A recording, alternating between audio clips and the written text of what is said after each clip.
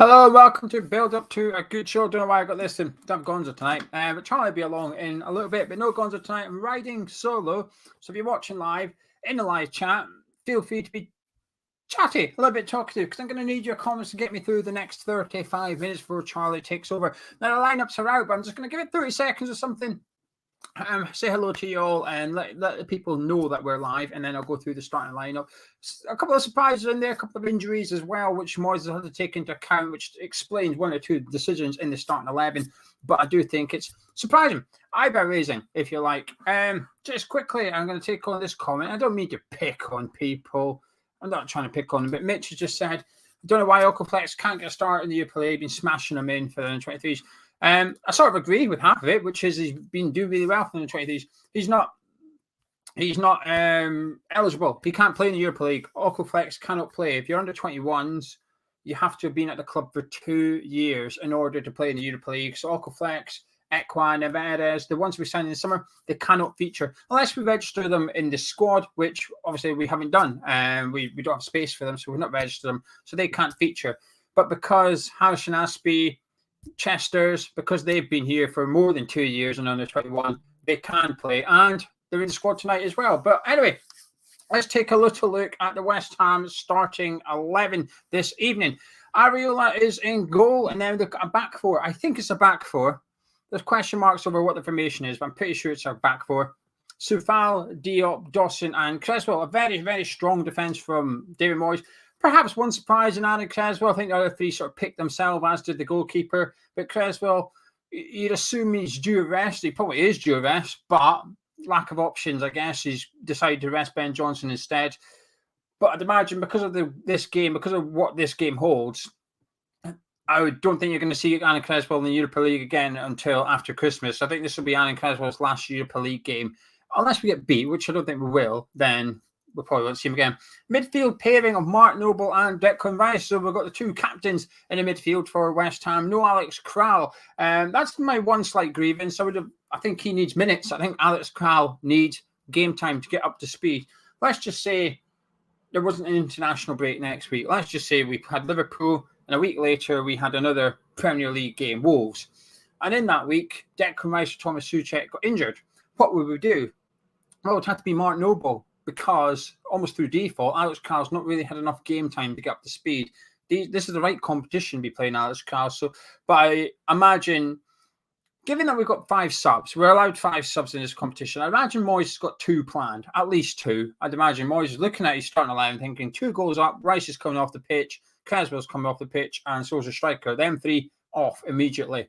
And anyway, giving away who the striker is, Mikel Antonio is up front. Now, the reason for that is that Vlasic has got concussion, and Yarmolenko's injured as well. So Yarmolenko and Vlasic are both injured ahead of tonight's game, hence why Moyes can't play either of them. Mikel Antonio starts up front, and then attacking midfield 3 of Lanzini, Benrahma, and Masuaku, which sort of picks itself a little bit when you take into consideration the injuries. I think the team sort of half picks itself a little bit.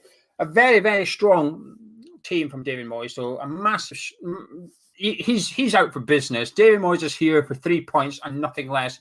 And there was a lot of, I say a few, myself included, Gonzo included, that I thought, we'll take the point tonight if we have to, as long as key players get rests, because Liverpool, at this point of the season, is more important, in our opinion. Not in Moyes' opinion. And I imagine they're both as important to each other, but he's certainly...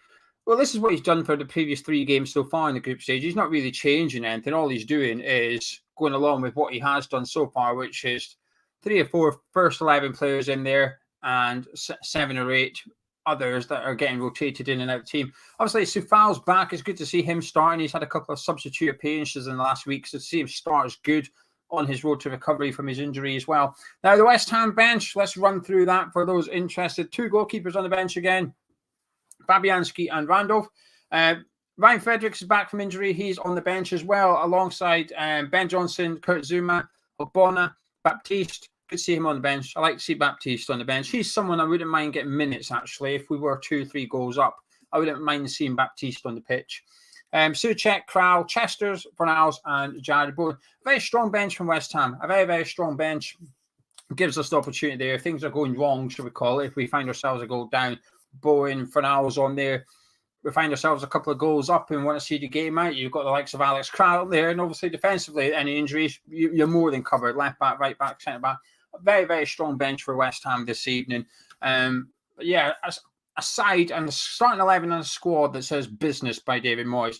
I'm going to quickly take a little look at the Genk 11 just for the sake of it. I can't tell you anything about their starting 11, but I'll read them out anyway. Oh, Christ. Could they not have more pronounceable names? Do you know, I've loaded up an app. I'm not going to say which app, but you still have it on your phone. That app there. Had a notification, clicked on it, went to the Genk team. Straight away, I'm thinking, how on earth do you say these names? Charlie's got them up on your screen. You're probably better to read them, right? You're probably better to read the Genk team. I'm going to give it a bash. A little bit of humour for you. Van der Voort in goal with Zamora, left back. Bonilla and Aliou, centre-backs. Major Munoz, let's call him Munoz, right back. Hayden and Thorsvet in midfield with Ito, Pantzil and Frovsky with that Paul on YouTube up front. That's 6'7", but I'm not reading out the bench. Charlie, I put the bench up on the screen for you for Genk's team. I am not reading it out. I'm not going to even look at it. I'm not bothering to try and pronounce those names and offend the whole of Genk rather than just part of Genk, which I've currently done. I'm only done half of it, so I'll leave it with that. I'm not too bothered. I didn't know this. I didn't know this. A lot of you won't know this either. In the first game, when they played at London Stadium, that wasn't Genk's first choice right back, which made a whole minute of my preview bit with Gonzo a bit pointless, because I said I'm looking forward to see Masuaku, because I thought the right back, I thought he was a bit crap, to be honest with you, in the first game. So I basically said I'm looking forward to Masuaku exploiting that crap right back, and someone in the comments corrected me and said that wasn't their first choice right back, but he's back tonight. It is a different right back, so there you go. First choice right back, but I'm still hoping Masuaku can give him the runaround, because I've done a little bet. I'll do the bet for the chat in just a minute, but I've done my bet. That is Antonio to score the first goal, and their right back, Munoz, to get the first card of the game. Something like 70-1. I've had a little punt on it. I'm going to land one of these soon. I often get the goal scorer or the first card, but not both. One day I'm going to get it, and I'm going to be rich. Not rich. Going to have a few bit. I'll be able to afford a couple of takeaways next week, and that's about it. Anyway, right. Time to do a little bet for you that are new to the stream. This is where we log on to the Bet365 app and we put a little bet on, just a $5. And if it wins, we give one of you the cash. Now, Gonzo usually comes up with a funny phrase. Gonzo's not here. So people in the live chat, please come up with a funny phrase or something that's relevant to this game. It can be about a West Ham player, a Genk player, something. Just come up with a good phrase, will you? And the best one, I'm going to use it. Also, what we're going to do in the bet, let's have your suggestions. We're going to have to put West Ham to win in there. I think everybody's feeling that. I'm going to insist that we put Antonio to score in there as well, because I felt in the first game against Genk, I felt like we got the ball wide a lot and we were putting in some half-decent crosses, but we were just lacking a striker at times where I thought Bowen had a good game. Last week or 2 weeks ago against Genk, but there's a couple of times that ball whizzed across the 6-yarder and he just wasn't there. So I wouldn't mind. I think Antonio's going to take advantage of that. I think wouldn't be surprised. That's part of the reason Moyes has started Antonio, because we were just lacking that striker instinct, which Antonio has developed quite a lot in the last 2 years. So anyway, he's going in there. I'm also going to put in 4 West Ham corners, because I've had a look already. No, 5. We'll go 5 West Ham corners. Player cards. Where are we? Where's player cards? They've disappeared. What are they doing this for? I hate when they do this. It's bloody broken all the time, this app at the minute, isn't it? Gonzo was having trouble with it the other day. Now I'm having trouble with it. We're going to have to change it, ladies and gentlemen. We're going to have to do Antonio to score the first goal of the game. That's only 12-1. Cards, right. Genk to have 2 cards. What's this? 18-1. Oh, right, that'll do. Let's just call it £100. Bugger it. I've got fed up already. Right, so West Ham win. Antonio scored the first goal. West Ham get 5 corners and Genk get 2 yellow cards. We'll give someone £100. It's not quite 19-1, but we'll round it up to £100 anyway. I like this one. It's Genk, not Ghent. But this one, we'll go with Mitch. I'm a celebrity. Genk me out of here. I'm a celebrity. Genk me out of here. Get on the live chat and you're entered into the competition. And if it wins, give someone £100. Simple as that. I think it's a good bet, actually. I think it's a strong bet. Luckily, we don't have Gonzo here doing something ridiculous. Saying that, I was tempted to put Craig Dawson in tonight. Confession, that's my other bet. I had it in the first game. I had Dawson score the first goal, Dawson score any time, and Dawson to have 2 headed shots on target, and only one of them won. Well, 2 of them won. The first goal won at like 20-something to 1. So I was quidsing. I got paid to go to the football. I enjoyed that. Yeah, there you go. Thanks to everybody for enjoying it. Right, so now in the live chat, while you're all entering, get your thoughts in about both sides. I'm surprised. That David Moyes has gone with such a strong team. I shouldn't be. It's his 1,000th game, and I think you have to remember that this is a big game, not just for West Ham, because if we win, there's a draw later on between Zagreb and Vienna. West Ham finish top, regardless of the last 2 games. We clinch top spot tonight. Only if we win and there's a draw in the other game. That's the only scenario that sees us clinch top.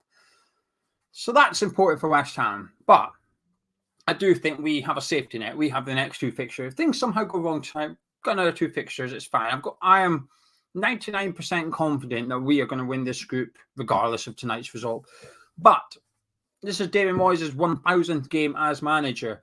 And I completely understand if he's decided to put out a strong team to win his 1,000th game as manager. Why wouldn't he? It's a massive milestone. Not every manager makes it to 1,000 games. Not every manager, and if they do, it's not often as a Premier League manager. Yes, a handful of games was over at Real Sociedad, and obviously he's been at Preston, but majority of his games has been as a Premier League manager, and it's some achievement. So I don't really blame Moyes. I'm not saying this is his motivation, but I wouldn't be surprised if there was a bit of the motivation behind it, thinking I need to win my 1,000th game as manager. I want to make it count. I want it to be special. And what could be more special than winning 4 games out of 4 away in European football with your club, regardless of who it is, whether it was still at Everton or at West Ham, doesn't matter. That's a massive achievement for David Moyes as a manager. So I wouldn't be surprised if he's thinking, you know what, I'm going to take this one seriously and I'm going to bloody win. Don't you wish that Spurs vested players lost in Euro and lost to us, but we won both against a strong team? Yeah, that's very true. There is that. But I do think there's a difference here. I do think Liverpool are a bit different to Tottenham. They looked good last night, Liverpool. We've got a preview tomorrow, though. Alan says he's more surprised about Crespo than anyone else. Our Deruka against that pacey fella seemed like a no-brainer. I think he's trying to say Fredericks. I think our Deruka is meant to be Fredericks. I think he's trying to say Fredericks against that pacey fella seemed like a no-brainer. I have to agree, but Fredericks is only just back from injury. I think that's probably part of the reasoning why Moyes hasn't thrown him in. I quite like it if Moyes is able to protect his players a bit more than usual, because how often have we seen players, and I know we're going to say Antonio, not just Antonio, other players, how often have we seen them come back from injury and we've rushed them in? We did it with Antonio under Moyes a couple of seasons ago, last season. I'm sure it was Wolves or Villa at home. No, it was Wolves at home, weren't it? He went, no. Wolves was beast mode, and then he got injured. I think Villa, he came back, and after about 20 minutes, just lay down on the pitch because he was injured. We've stopped doing that. We had to rush Rice back last season, a bit different, considering what was at stake for West Ham. But certainly now, we don't need to rush Ryan Fredericks in. Do you believe that Vlasic could prove his 27 million despite his own? Oh, absolutely. I don't judge Vlasic. I'm not going to bother judging Vlasic till next year. I always say, rule of thumb, when you're buying a player from a foreign country, right off the first season, I say write it off. You want something in return.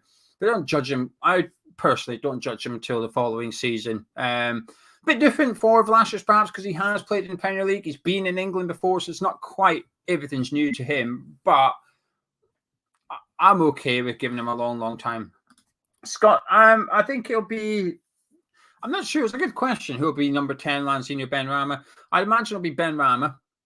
I think Lanzini would be better at it, but I think it will be Benrahma, which would be a bit annoying because the one thing that Genk gave us last time out was space on the wings. We were able to get the crosses in, and I'd like to take advantage of that. And I think Benrahma's probably a better crosser.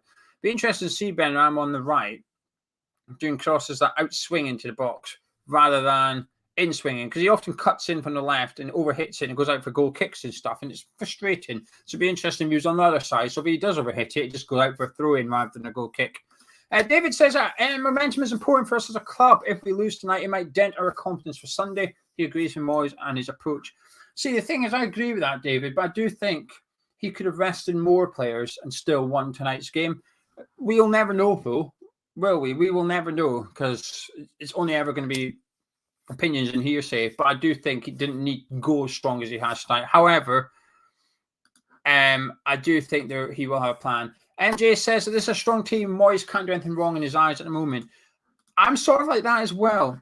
Usually I'd be a bit like worried about Antonio, but tonight I'm sort of trusting that there's a plan here, which is get the job done in the first half. Don't be surprised if come the hour mark, Antonio, Rice and Creswell are off the pitch. That's the three players. I've got no doubt about it. That's the three players Moyes will be looking to get substituted. Ben Rama possibly later on as well, but them three, I think so. It doesn't affect my confidence. The only thing that's altered my confidence for the Liverpool game, I might change my mind at full time. If Antonio gets injured during the game, I'm going to change my mind. But now, providing they come through unharmed, the only thing that's dented it is Liverpool last night. I thought they looked electric. But we'll deal with it. We'll deal with it in preview. Looking forward to it. Views on Jesse Lingard. Oh, you're not allowed to mention him. Every time you mention Lingard, you get a row in the comments by people now, but I would love him back. I would love to have Jesse Lingard back at West Ham. He'd been my number one target in January. I think it's an absolute no-brainer for West Ham. No, my surname isn't Graffy. It would be that's a reasonably funny joke, to be fair. I'll give you that one. A 6 out of 10. Lingard dropped from England. Good. Helps our case. Gina, only how players get injured in training. You can understand if it's in a match. Yes, I agree, I think. Roberto says Moyes must be really confident in his hamstring. The funny thing is, Antonio was speaking about it last week. I've seen quotes from Antonio speaking about how he eats. He's changed a lot of what he does away from football now. The way he eats, the way he exercises. He was speaking about how he's changed a lot of stuff in his life and saying he feels better for it. And he also said about how he's not feeling his hamstrings anymore and his hamstrings are feeling a lot better. Now, whether that's just him saying that, because he's hardly going to say, well, I've been eating burgers and I feel a bit crap, to be honest with you. He's not going to say that, is he? But it was interesting. I think it's not something you can ignore too much. But my concern is, not tonight, not Sunday, the fact he's called up for Jamaica again, and he's got 2 games. One of them's on a Wednesday night. He plays on a Wednesday night for Jamaica, and we play on the Saturday. It's not good. It's going to be a bit tricky for us to deal with. Brian, thank you very much. He's chucked for something, whatever that is, currency that is. He's chucked that into the super chat. So thank you very much, Brian. Much appreciated. Right, there we go. Yeah, anyway, keep the comments coming in the live chat. I'm gonna keep on clicking them until Charlie pops along at 1:15. Ray says that the mannequin head needs sunglasses. I agree. I gave mannequin head a cap, but I decided I didn't like it. I gave him a cap. I don't know if we can mannequin head. Oh, this is a disaster. There we go. Look, he had a cap, but I didn't like it. It got a bit creepier. I forgot I had him, so he arrived. It might have been on the Tuesday he arrived, and I put him up, put the scarf on. Wednesday or Thursday, I came in to the room. It's night, right? I'm not the only one.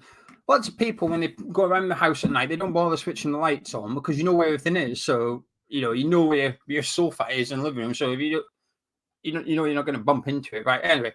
So I came into the room, knowing where everything is, so it's dark, and I've got a shadowing of Mannequin Head. And at the time, Mannequin Head was here, so he was in the middle of the wall. And to say he gave me the fright of my life would be an understatement, because I was ready to beat Mannequin Head up. I thought there was someone in my office. I was a bit concerned, but once I calmed down, I was all right. That's why he's in the corner now. It's not really. It looks better in camera. Looks better in the camera to promote the scarves that we sell, isn't it? Oh, he's an anti-vaxxer, Will. That thing, anti-vaxxer. Won't get jabs, won't wear masks, nothing. He says COVID's fake. Not my opinion. That's his opinion. He told me. Right, James says it's 2-0. Alan's saying, is anyone playing for place on Sundays and none up for grabs? Maybe Lanzini, Ben Ramos. Well, I'd like to think they're all playing for a place. And I do believe that, by the way. I think that the performances we've seen so far in the Europa League and the Cup would imply that Fredericks, Diop, Dawson, when they come into the team, they genuinely believe they can get into the first team ahead of the person ahead of them.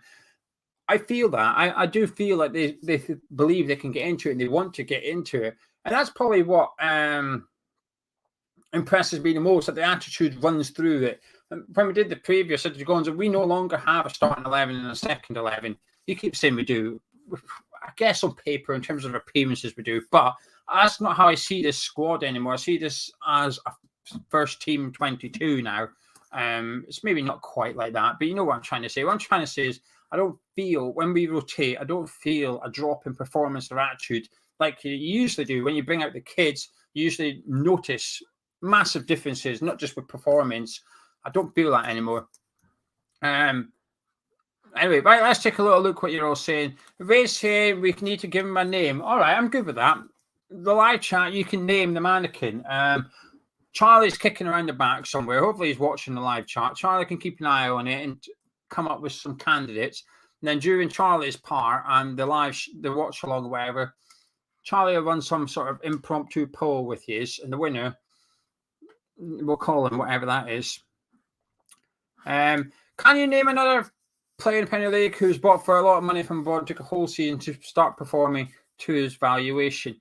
Not off the top of my head, right? Not off the top of my head, but there will be plenty. There's plenty out there where they first come in, they look a bit rubbish. Well, I say rubbish, they look average, and then they get going. The live chat will be able to come up with plenty of options as well as me. I'm sure you can. I can't be bothered arguing. I'm not in the mood for that. I'm in a good mood today. Lena says 3-0. Duke says 3-0. Sir Berlin. Oh, Sir Berlin is the name for that one. That's not a bad name. That's a good start. Right, where were we? Whoa. Right, there you go. Dana's got a few people. Thierry Henry, Dennis Bergkamp, Didier Drogba, David Silva. How many more do you want? Well, there you go, Jazza. There's a few people for you. Thanks for that, Davin. You helped me out there. You see, there's players like even Pablo Fornals. He might not have took the year to get up and running, but he certainly took a few months to get up and running, and now he's one of the first names on the team sheet. There's just people that sometimes take a little while to get going.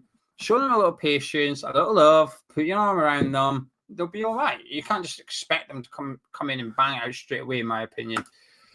Paul, what do you fancy against Atletico AC Milan? Oh, of course, they are going to drop out of the Champions League. One of them is.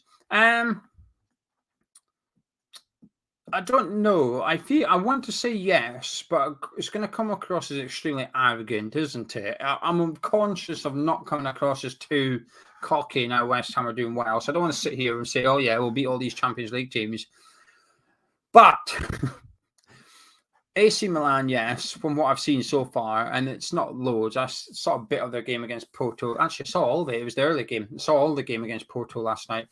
Atletico, no. I wouldn't fancy against Atletico, but I would against AC Milan. Andreas is saying sad about a small. It was. I agree. Frank asked about Lanzini starting. Most people thought Lanzini's not good enough for the first team. I think he is. I do think he is good enough for the first 11. The problem is he's got to get in and he's almost got to prove he's better than Ben Rama or Fornals or Jared Bowen. At the minute, I don't think Bowen's touchable. I don't think Fornals is touchable. Ben Rama's shirt, perhaps. This is what Alan was saying. Is anyone's shirt up for grabs? If maybe Saeed Ben Rama. Mikey says, to be fair to Vlasic, when he was with Everton, he was a young lad. A bit of time he'll come good. Moisey hasn't got it wrong since he came back. Do we think we'll see Okaflex on the bench soon? No. I remember talking about this last season, right?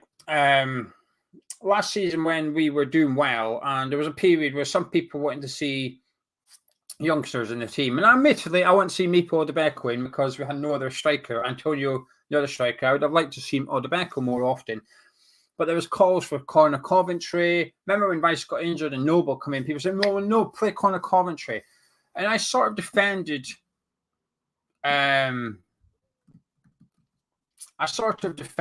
David Moyes by saying, why would you play the youngsters? Because it's too risky. It's hard putting it. If Conor Coventry makes a mistake, it could be fatal. And it's a big risk. And when you do it, when you're putting out your teams and stuff, as well as trying to win the game, you're trying to limit as many risks as you take. You're trying to erase as many mistakes as you can. And I think playing a youngster sort of puts a bit of an unknown quantity in there. And I think that's why he's a bit adverse to not playing the youngsters. And sort of not playing the youngsters is almost because we've got so much to play for. That's probably one of the things that's hard for Moyes to do, and that's bringing the youngsters. If you're a mid-table team, if you're doing something like, I don't know who's doing mid-table at the minute, Wolves and Crystal Palace even be sneaking up the table. If you're like a Burnley or something where you might be finishing 12, 13, I think it's easier to get the youngsters into your team because essentially what have you got to lose? A few points, you might drop down to 13th or 14th in the league. Whoop-de-doo. But when you're doing what West Ham are doing last season and this season, and you may qualify for European football, it's too risky. It's too risky to start introducing the youngsters. One or two, certainly. Ben Johnson's a youngster this season.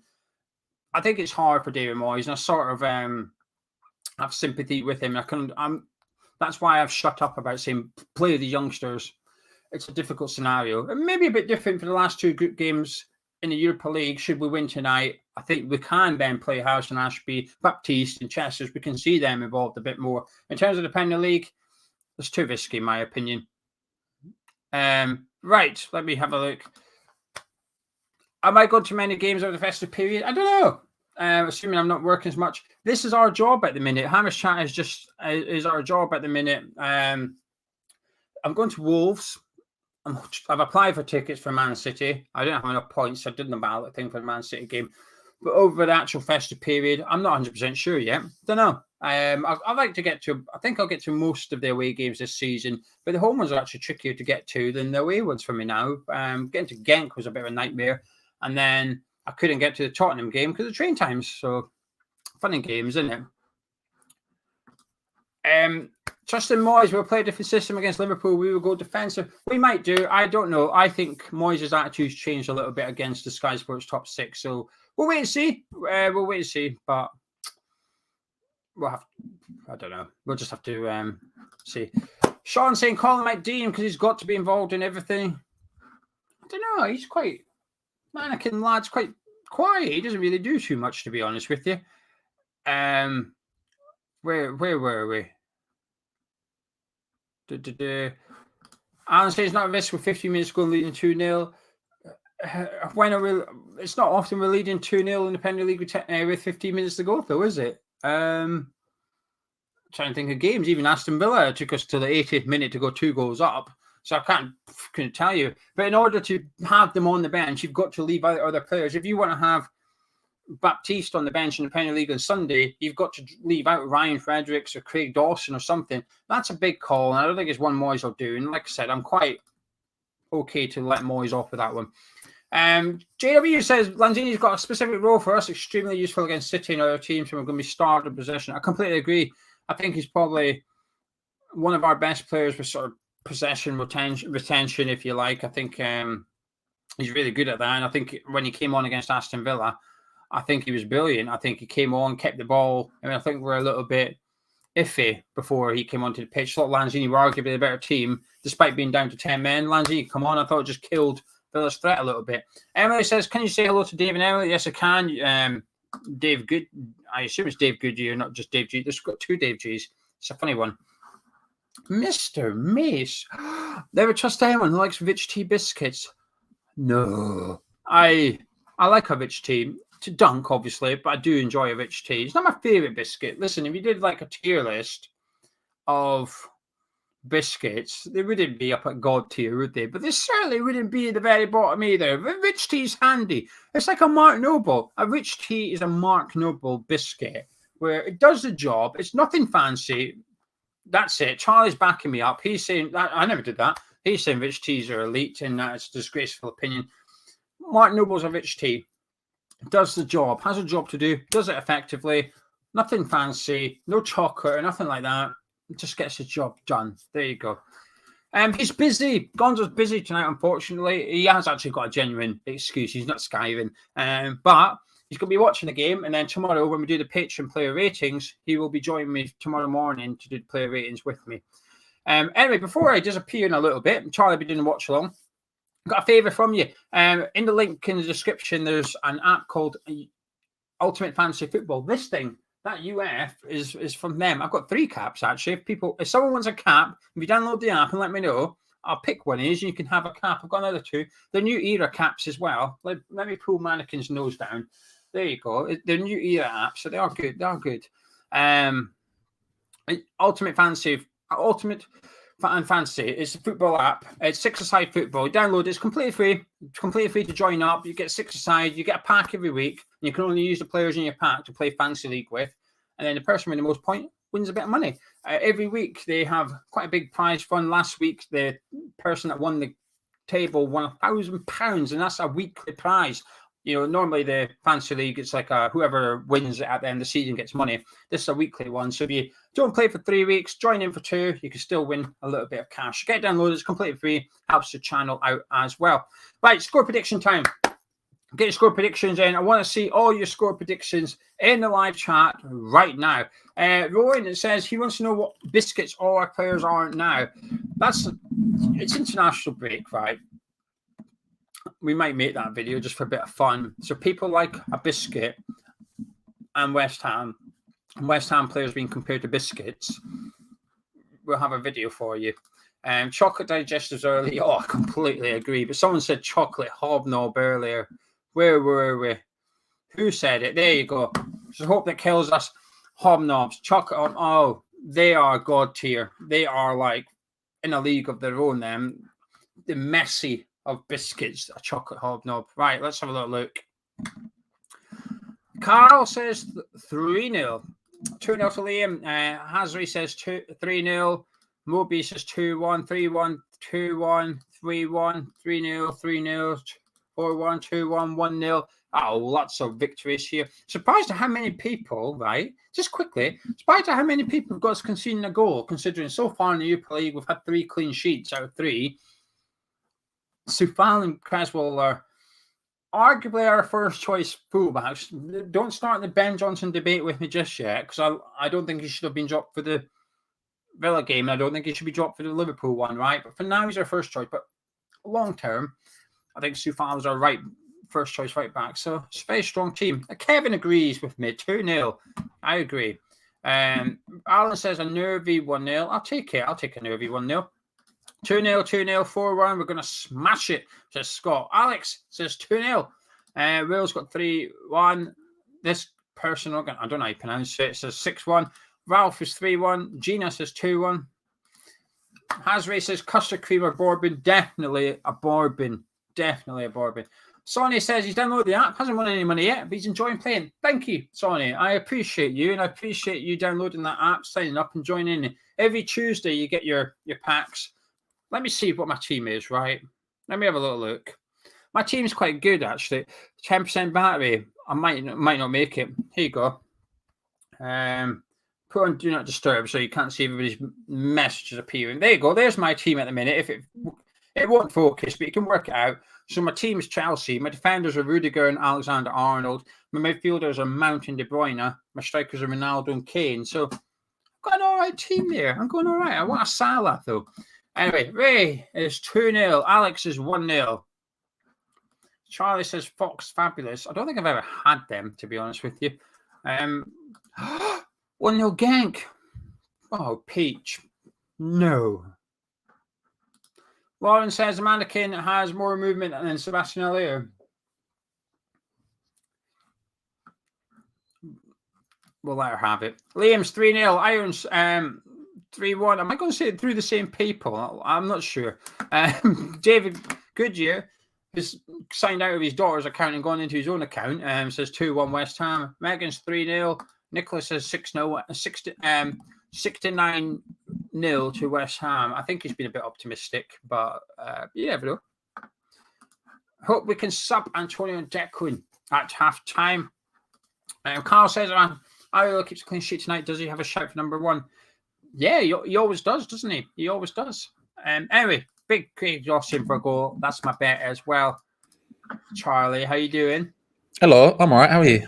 Yeah, I'm okay. I'm not having this, none of this rich tea dissing, right? No. I wasn't even concentrating. I was setting up this thing, and then I hear someone start dissing rich teas out of nowhere. That's disgraceful behavior. Yeah, I'm not having him. It's listen. Do you agree? It's not top tier one, but it's comfortably mid table. Yeah, 100%. It's like Burnley when biscuit. if it gets offered to you and you've got a cup of tea and everything, there's no way you're turning that biscuit down. You're like, this is decent. Can you eat it without a cup of tea though? Gio, you know me. I'll eat anything. Yeah, but I don't know. Look. The priority is obviously with a cup of tea. I'm not gonna dispute that. But let's be real. I will eat anything. So yeah, but I don't know if I could enjoy it without a cup of tea. It's like eating sandpaper, isn't it? You could have one or two, but after that, you'd have to probably upgrade to maybe like a digestive if you weren't having a cup of tea. If you still want that kind of like base level thing. Woody's saying pink wafers. I tell you what, we got pink wafers last time we went to the groceries for the first time in years. I haven't had them in years and years since I was a kid, and I demolished that pack, Gio, like there was no tomorrow. It was amazing. Do you know the last biscuit I did that with? Party rings.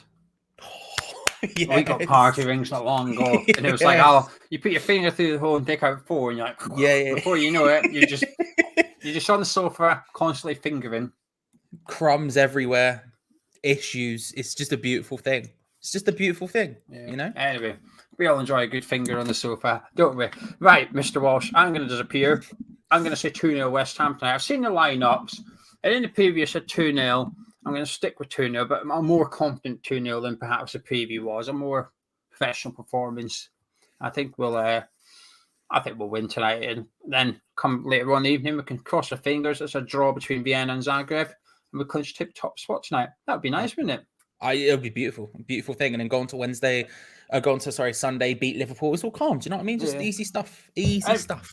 Anyway, ladies and gentlemen, a couple of favours, apart from downloading the app I mentioned. Drop a like on the video, subscribe if you're new to the channel. I'm going to disappear, but don't go anywhere, because Charlie Walsh is coming up with a watch along. Thank you, Gio, and thank you, Stuart Morris Accountants. Listen, I've said this before. I say it again. I used to be an accountant.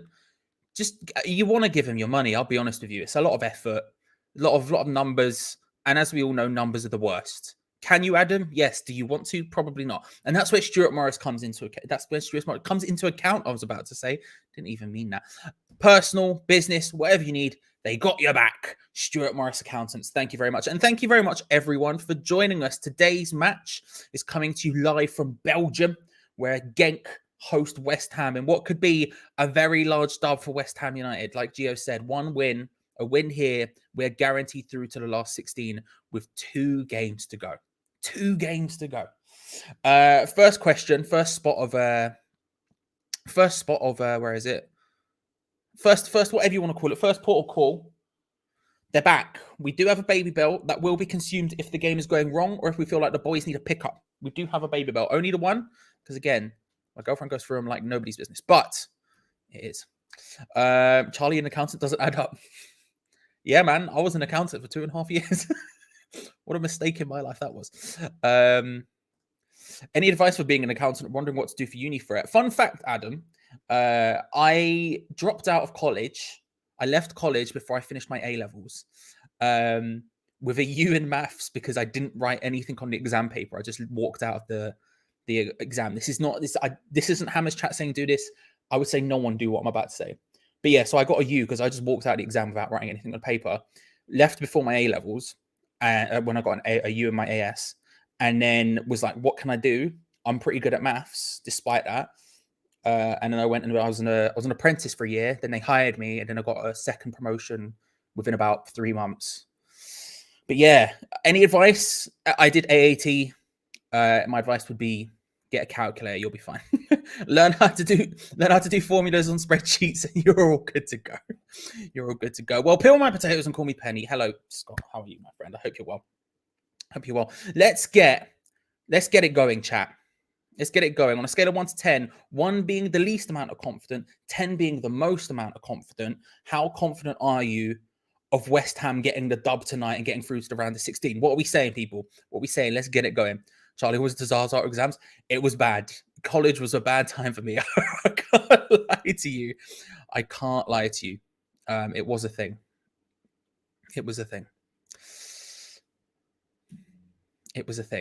None of my exams went well in college. I didn't do anything on any of them. I got E's in English literature and English language because I got an A and a B on my coursework respectively, but didn't write anything on the exam papers. It was bad. It was bad. 8, a massive 7. I mean, for you, that's big. 69, love that. Love that. 8, 9. I'm a celebrity, get me out of here. Rue knows the phrase. 1, 9, 9. 1, Fred, really? 9. Credits and exactly, debits and credits, all that palaver, John. All of that palaver. You know what I mean? Kieran, good day. Hope you're well, my friend. Hope you're good. 10, 9. My G Titch. If you haven't subscribed to Hams Fans United already, you better do so. Titch, how are you, my friend? I hope you're all good. Hope you're all good. Titch, bro. If you ain't seen Titch's video from in the week, by the way, mad green screen techers. Mad green screen techers. Go check it out because my lord, that man's he's got it going on. 10, 8, 8.5, 9. Fred's coming back with a 1. Why, Fred? 8. Phone has a calculator on it. There you go. Halfway there already, mate. 11, 10, 8. 2 plus 2 is 4. Minus 1, that's 3. Quick maths. Everyday man's on the block. Smoke trees. Shortbread of any sense is beautiful. There's a lot of confidence, apart from 1 or 2 outliers here, but there's a lot of confidence as you go. What's her name? Cilla Black would say. 7, 11. Yeah. As maths seems all right. Yeah, maths. I mean, look, like I said, I got in on apprenticeship because I was good at maths. But I think it is what it is. It is what it is. I'm glad I left it, but then again, I see my bank account and I'm very sad I left accountancy. 10, another crushing of a pub team tonight. We are massive. I'm not going to go as far as to say Genk are a pub team, right? I'll say I'm very confident as well. When you're putting it out there, I said it on the show, the video I did last night on the channel, I am very, very confident. But when I'm saying, I'm not going to sit here and diss Genk, okay? Genk are a decent side. They're a decent side. We've rolled over to Genk today. They're in more form now. They're in more form than they were. When we faced them the first time, they were completely out of form. They were struggling. They didn't really know what was going on. Today, they're on the back of 2 games in a row where they've scored 6 goals. They scored 6 goals in the cup against some third division team. I don't remember. They won 6-0 in that game. And then in the Belgian first division, they won 6-2 in their last game. This is a different Genk side than we played the first time. This is not as obviously out of form as they were the first time. That doesn't lower my levels of confidence. I'm still very, very confident that West Ham will get a win here. Very, very confident. I said 3-1. That's my score prediction I'm going. Well, I said 2-1. That was the safety. The safety bet was 2-1, but I think from reality it's going to be 3-1. But I'm going with my safety bet 2-1. And I'm giving them the goal because they have that form. But outside of that, to be honest with you, I'm incredibly confident. I'm seeing a lot of 8s and 9s and stuff like that. I really do believe it's going to... I'm as confident as that. I'm as confident as that. Sonic B, BBC thinks it's 4-3-3. BT thinks it's 3-4-3. What do you lot think? I would say this. I would be shocked if it isn't a 4-2-3-1. Our classic 4-2-3-1, Rice and Noble in the hole. In fact, let's go through the formation now, shall we? I'm going to press this button and hope it's the one I think it is. It is. Love that. If we go through it, we can see Areola in goal, Kufal, Dawson, Diop, Cresswell, Masuaku. This is where the confusion coming in, that Cresswell and Masuaku are existing.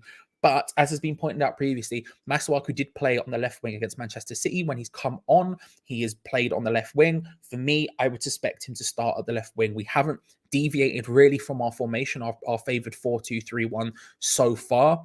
I doubt we would start here. So you're looking at it, you're saying, I think we would then see Noble and Rice in the double pivot together with Ben Rama probably and Lanzini and Masuaku, probably Ben Rama on the right, Lanzini centre, Masuaku on the left of the sort of 3 behind the striker being Mikel Antonio. That's how I suspect it would line up. If you don't know the bench for me is, not for me, for everyone, is Fabianski, Randolph, Fredericks, Johnson, Zuma, Ogbonna, Baptiste, Souček, Král, Chesters, Fornals, Jared, Bowen. Because West Ham need apparently 2 goalkeepers, 2 right backs, and 3 centre backs on the bench. Apparently that's very important for West Ham. Apparently that's very important. I will put up the Genk side, but as Gio did, and I'm not going to try and pronounce it because those names are difficult. I'll try it once and then you'll never get it out of me again. Van der Voort, Sadiq, Artiega, Ito, Hainen, Hrsovic, Oniachu, Muniz, Paintsil, I know that one, Lucchini, and Vorstfeld. In fact, let me put it going along the bottom so you can see sort of what the lineup will be for them, where they're sort of situated. Yeah, and I won't go through the bench because again I can't pronounce it, but that's the lineup. You're looking specifically at Oniachu, you're looking at specifically Ito. These are some players we know and caused us problems in the last game. Last game they caused us mild issues. This game they might cause us more, given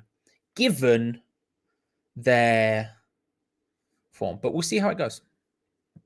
We'll see how it goes. We're 20 minutes away from kickoff here. Next question, ladies and gentlemen. Where are you coming to us from? Of course, it is on BT Sport 3 today, the game. So it's a little bit easier to watch than, say, the Man City game is. So I suspect some normal places as well as some fancy ones. But where are we watching today? I'm coming from a sort of middling London. Not really any wild weather today as far as I've seen. Not been up super long, I can't lie to you. Not been up super long, I can't lie to you. But a middling London, where are you coming to us from? And remember, smash that like button. That's what I'm saying. That's what I'm saying. Smash, get in there. Just start prodding it like mad. Prod it. Anyway. Hi, Charlie. Big night this week. Come on, you guys. Big night, big week. Exactly, Leon. Big night, big week. Big plays all round. You know what I mean? You know what I mean? Parked up down a back street in Southampton after putting a load of fake appointments in my diary so I can watch it. That's what we're saying. That's what we're saying. Alan, you're talking my language now. Skive, my friend. Skive. I respect it immensely. To fair play, I didn't even know this match was kicking off at 5:45 until about 2 hours ago. So, it is what it is. It is what it is. Let's have a look. Let's scroll down. Let's have a look at some of these places, shall we? Acton, I must get out more. Acton, cool train station. You got the middle platform going through in the Piccadilly and whatnot. You know what I mean? Rodrigo, good to see you, my friend. Send me a greeting, friend in Charlie. I'm writing to you from Mexico. I won't say the name because I think I'll get it wrong. Quieto? No, I was wrong, wasn't it? Mexico. Following West Ham since I was Trickerito.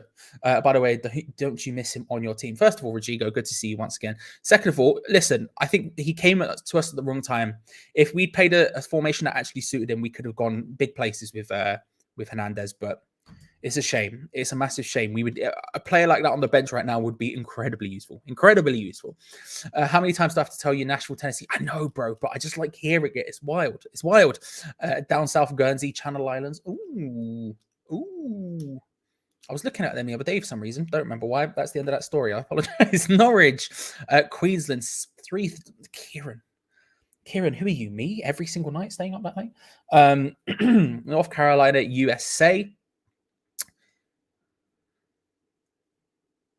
Yeah, I see the word laser. It made me happy. Sorry, I'm sorry, X-Essex. I've got out on you, mate. I'm sorry. Southampton, Hertfordshire. Love that. Fenlands, Lincolnshire. Get in there.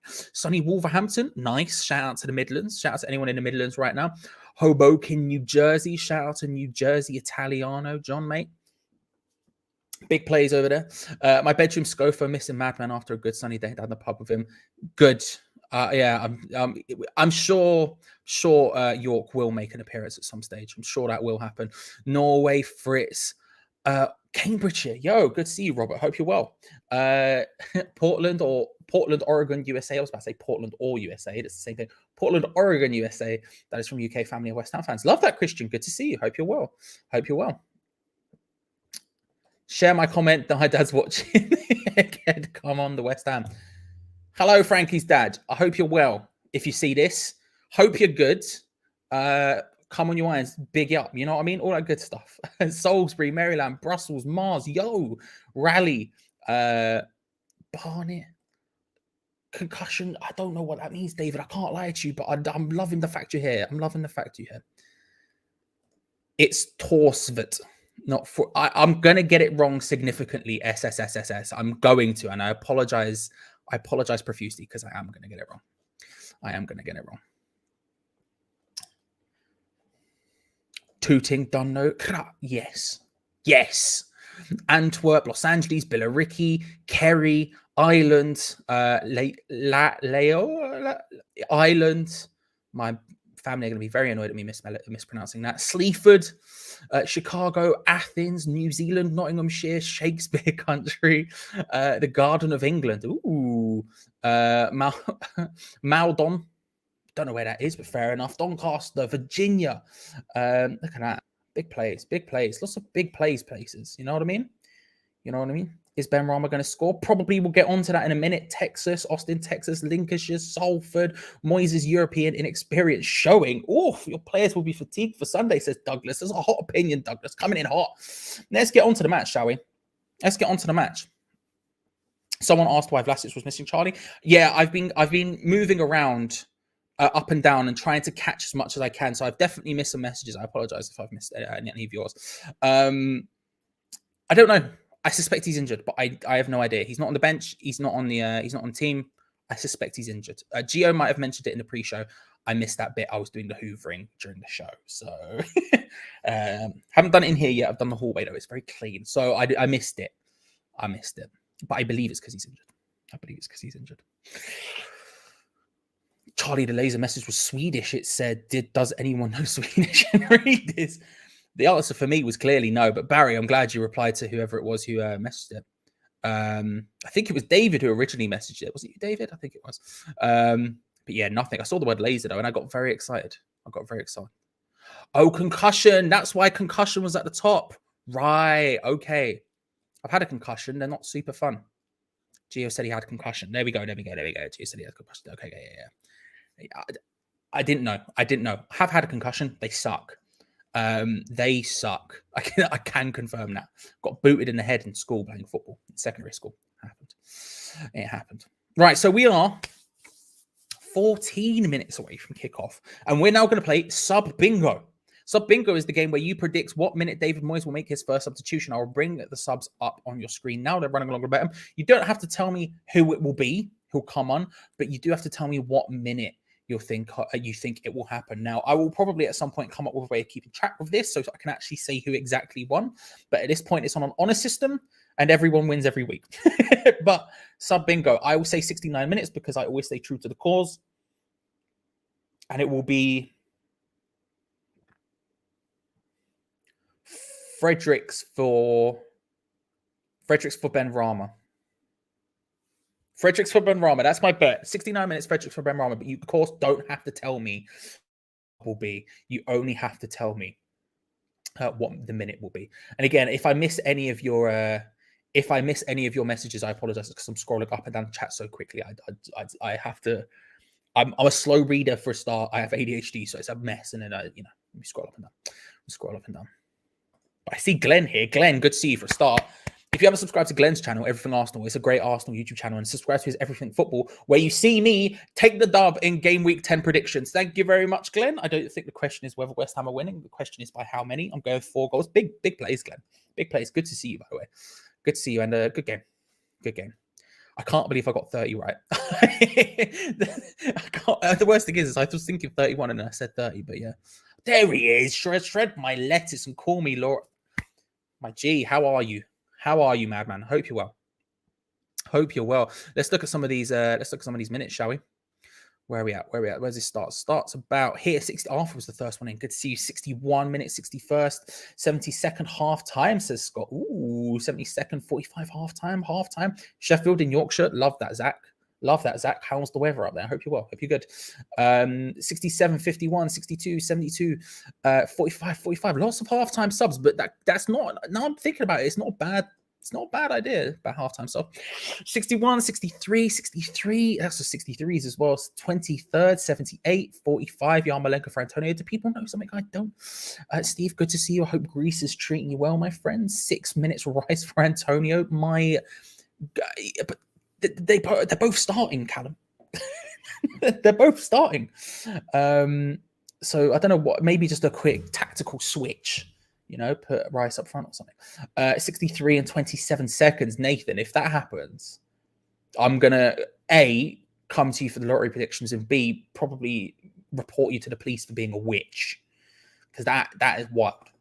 If going to plan 73rd minute, 67, 51. Will the link be soon? It should be soon. Remember, everyone, if you were looking for a link for the show, Say you link for the stream. If you're looking for a link for the stream, is what I should say. Link in the description below. Click join our Discord there. Mulch, I keep forgetting to do it. Hang on. Let me. Oh no, but that's not signed in. Forget it. If you're looking for a link for the stream, join our Discord and link in the description below. We have a bit in there. It's completely free to join us. Lovely West Ham community, love Ham's chat community. But at the same time, there's a bit in there called stream links. Click on there. You'll be able to find what you're looking for. It is, of course, tonight on BT Sport 3. Scroll. 65, 67, 61, 57. Lanzini off for Bowen. That's probably also quite a smart shout. In case it's going wrong, I could see that definitely. 45 Fredericks for Cresswell, Crowell for Rice. A double sub at half time, Woody. Wild maneuvers. Love that. Absolutely adore it. Love it. 59 Bowen for Antonio. Evening, Sean. Hope you're good. Hope you're well. 51, 45. Butter my butt and call me a biscuit. I'm loving these. Well, do the and the. You know what I mean? I'm loving them. Clips is here. Good to see you, Clips. My G. How are you? Hope you're well. Hope you're good. 73. Yeah, come on. Shout out Korea. You know what I mean? Big up South Korea. North Korea, not so much. South Korea, big up the boys. 60. France called up with a big confidence boost for Areola. Did he get called up for France? So I've seen the England team. But I haven't seen any of the other ones. If he got called up for France, that's awesome. That's so good. That's so good. I'm hyped for him. Genuinely hyped for him. Confidence boost. Look, he won't start probably, but it'll be a good, like I say, big confidence boost. And showing, if you come here, you can get call-ups unless you're Jared Bowen, as Twitter was telling me this morning. 96 minutes and 59 seconds. Probably accurate. But still. Now, here's the main question. Will I get home in time for kickoff? Madman, I don't know, mate. I'm not going to lie to you. I hope you do. I really do. But it is a stress. It is a stress. We are getting closer and closer to kickoff now, people. We are essentially 7 minutes away. There you go. 1,935 people, Discord members, will have free access to the match links. There you go, Stevie C. Stevie C knows, bro. Check the link. Get involved. Just seeing an advert for Ray Winston there, who I was talking about meeting the other day on a show, which is wild to think about. I met him from Hammer's Chat stuff. Let me see if I can do it very quickly, because Mulchmite made this thing. So Mulchmite, I think Mulch is in the chat. I think I saw your name pop up, bro. Mulchmite 128K sent me something, and I still haven't downloaded it because I'm an idiot, right? But he sent me this peng animation, and it's going to look a little bit crap again because I haven't downloaded it and I'm playing it through the Twitter video player, which, as we all know, is trash. Okay, it's trash, but I'll try for a second. Not that one. I'll try for a second and make it work. There you go.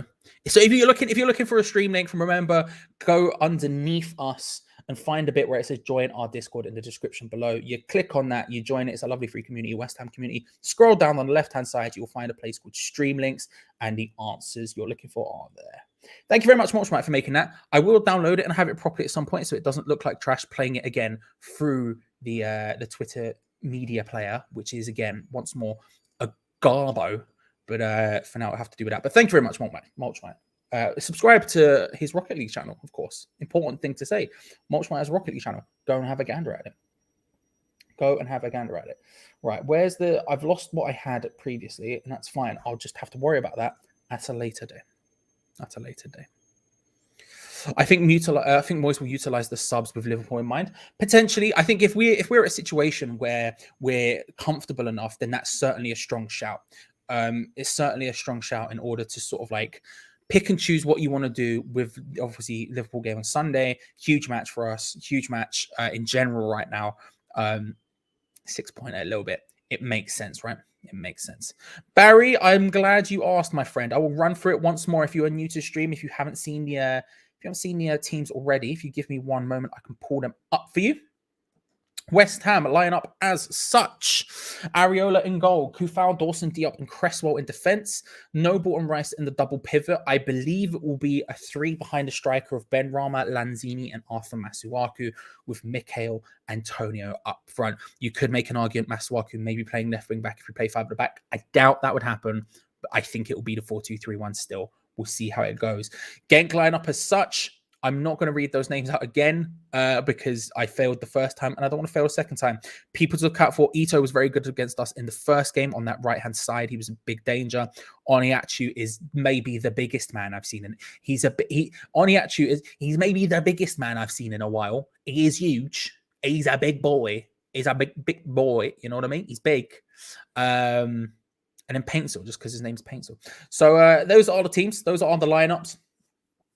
Those are the lineups which kick off in about 5 minutes' time. 5 minutes' time. Lanzini to have 2 shots from outside the box, 20-1. That's I don't bet, but if I did, I'd be on that. Pretty sharpish. That's pretty flipping good. Who's more likely to score a brace today? Ben Rama?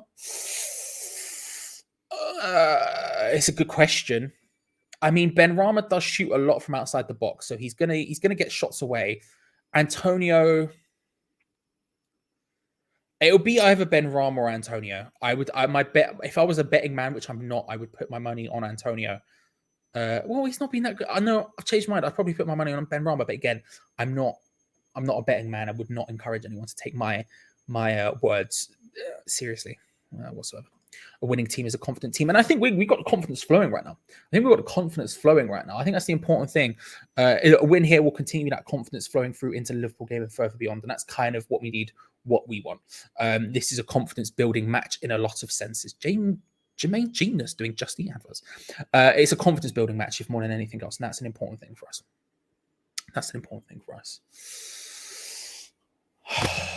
How nervous are I'm not. Do you know what? I've calmed down a little bit. I'm a bit less nervous than I once was about these games, and I think it's because we've been so good. I'm thinking how well we did against Genk the first time around. There's still some nerves. Don't get me wrong, but certainly not as much as there was previously. It's dark now. I look a bit weird sat in my car watching another man's computer on my iPad, but we respect the hustle, Alan. It's what we do. We respect the hustle. West Ham today wearing the cheeky. Every time I see it, I think of ice cream, but the light blue and white stripes down columns shirt, which is a very nice shirt, to be fair. I reckon you lot will win 3-1 and actually top in the group. Love that, Jimmy. Thank you for that. I kind of strongly agree, to be honest. I strongly agree.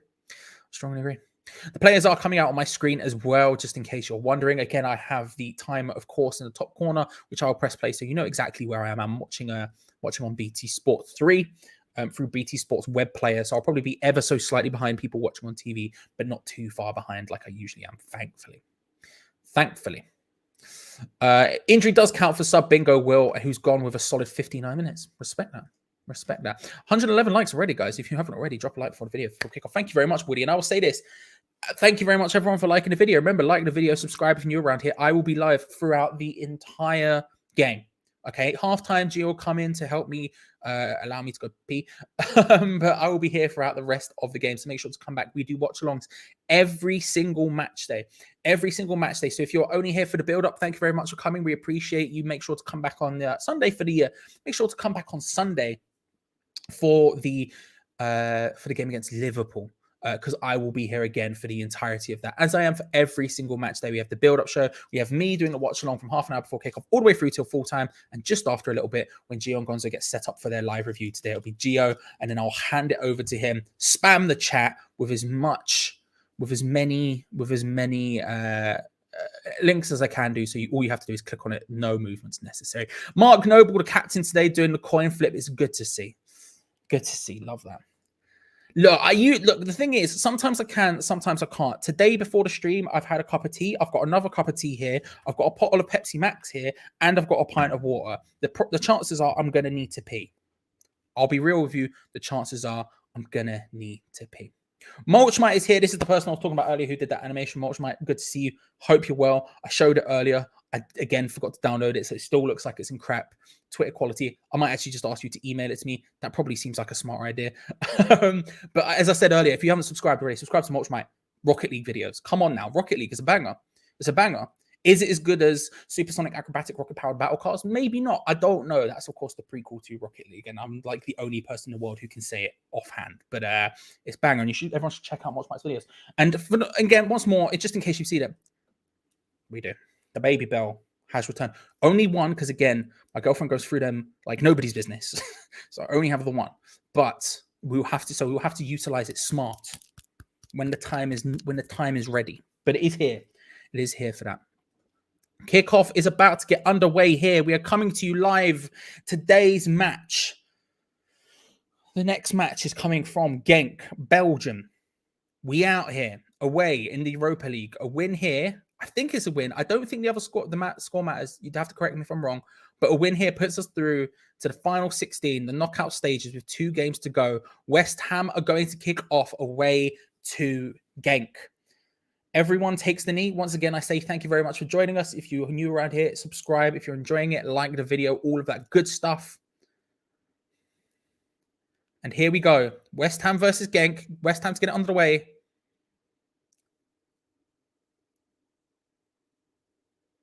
Has kicked off. There we go, ladies and gentlemen. Come on, you Irons. Big plays. Big movements. I'm probably like a minute behind max. Let's go, boys. Let's go. Madman fully living up to the name of just coming out with just big opinions out of the gate. Sonic Adventure 2 on Nintendo GameCube is hand down one of the best games. That's a big claim, Madman. That when you can look after the pets in the little garden bit, you have the little things. What's Sonic Adventure 2 on GameCube? Was on Dreamcast? Do you know what? I'm thinking of Sonic Adventure 1. I know that was definitely on Dreamcast. But that's a big opinion out of the game, man. Look, I'm not going to disagree with you there. I played it a lot as a kid. So I'm not going to disagree with you there, but still. Jim Watts is saying West Ham 4-0.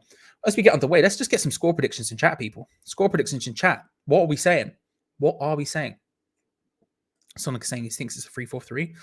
I haven't been looking, but you might be right. We'll see how it plays out long term, but you might be right. Ryan, good to see you. I hope you're well. Hope you're good.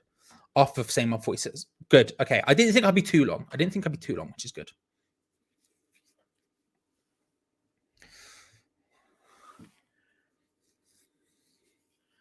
It could actually be a 3-4-3. I mean, Creswell's pretty central right now. He's not incredibly so. He's still getting out wide, but he was doing that in the back 3 as well. We'll have to see how it sort of develops onwards, I guess.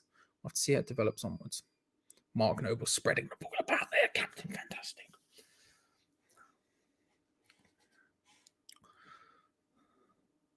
Oh, and if he passed there from West Ham, almost getting into trouble, and Diop, instead of going back to Ariola, instead tries to find Kufau in an awkward position, who's under pressure, and it's a throw into Genk, very, very deep into West Ham's half. Let's have a look at some of these score predictions, shall we? 3-1, 2-1, 5-1. 3-1. West Ham are in light blue, so it looks almost white. Is it actually white? Yes, it's light blue and white stripes going down like that. I always think of ice cream for some reason, but it is what it is. Genk 1-0. Oof, with Genk getting a lucky goal and parking the bus and defending for the rest of the game. Muffin Man. You're going to get some hate down Drury Lane for those ones, my G. They are pressing, that's true. They are pressing. Is it David Moyes? Yes, it's his 1,000th game today. His 1,000th game, managerial game. He probably wants a dub. Probably want to put the team is the way it is. Ismail Pez saying 9-0. Bold. And if we're talking that way around, it's what even bolder. Kevin, good to see you. How are you, my friend? I hope you're well. 2-2 score. Okay. I'm going to turn this game up a little bit, actually. Had it turned down slightly so I didn't have to get distracted by who are the hosts? Joe Cole, Carlton Cole, and I can't remember who the actual host was. BT. I wasn't trying to concentrate on it. Now we're back up. I want the vibes. I want the atmos to come through, you know.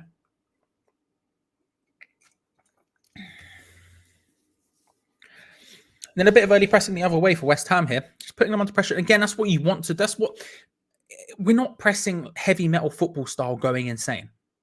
That's not what we're doing. We're not going all over the shop going wild. Okay. We just put them into positions where they get awkward.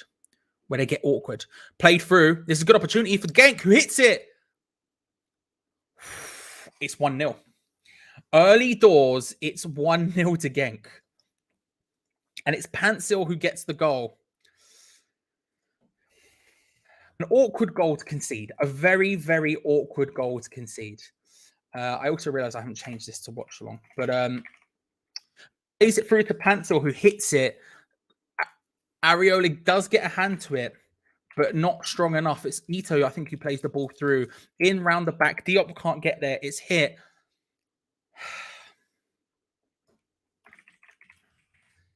Shame. It's a massive shame. Awkward start. Good play. Good ball by Ito, to be fair. Opens his body up, just lays it through round the back. Pansil reacts to it really well, and it's a goal. I did say Genk are playing a different. This is a different Genk. We've not faced this Genk before. We aren't playing the Genk who are in bad form. This is a Genk who have played and scored 6 goals in their last 2 games. They're going to have a lot of confidence, just as much confidence as we have. And they've shown it early doors there. 1-0 Genk. 1-0 to Genk. Annoying. Trying to move everything around here. Genk coming forward again. Ito, early doors, getting involved more centrally. Best me. More centrally than he did the first time around. First game, he was very much on the wing most of the time. This time, he's drifting inwards. Genk are committing a lot more people forward.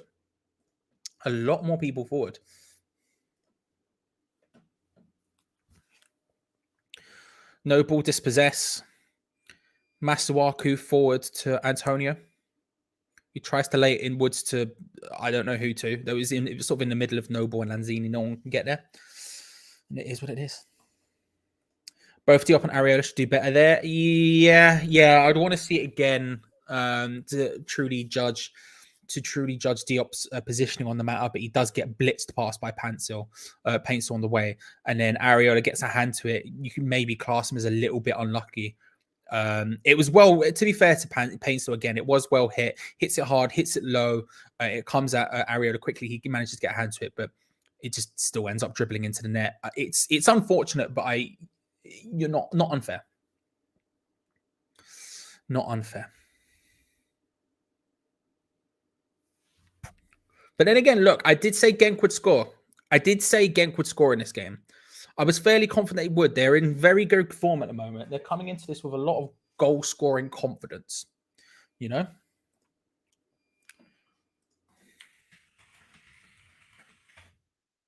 Go for another washing machine's done because I can hear it beeping. Usually I just get up and do it, but I can't, obviously. Ito again, getting involved very deep. Ito caused us a lot of troubles in that first game. Wide on the right-hand side. And today he's playing very central. He's come very deep as well to get involved in the build-up. And it's done well for him, to be fair. It's done well for him. I mean, he's making a nuisance of himself, getting involved in a lot of different areas.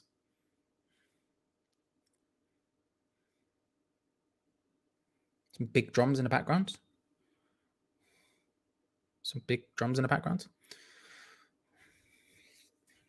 Onyachu lays it out wide on the left. Artego, whatever his name is, lays it short. Vorstvet. Paintsel again. Out wide to Ito. Looks for the overlap. Out for a corner.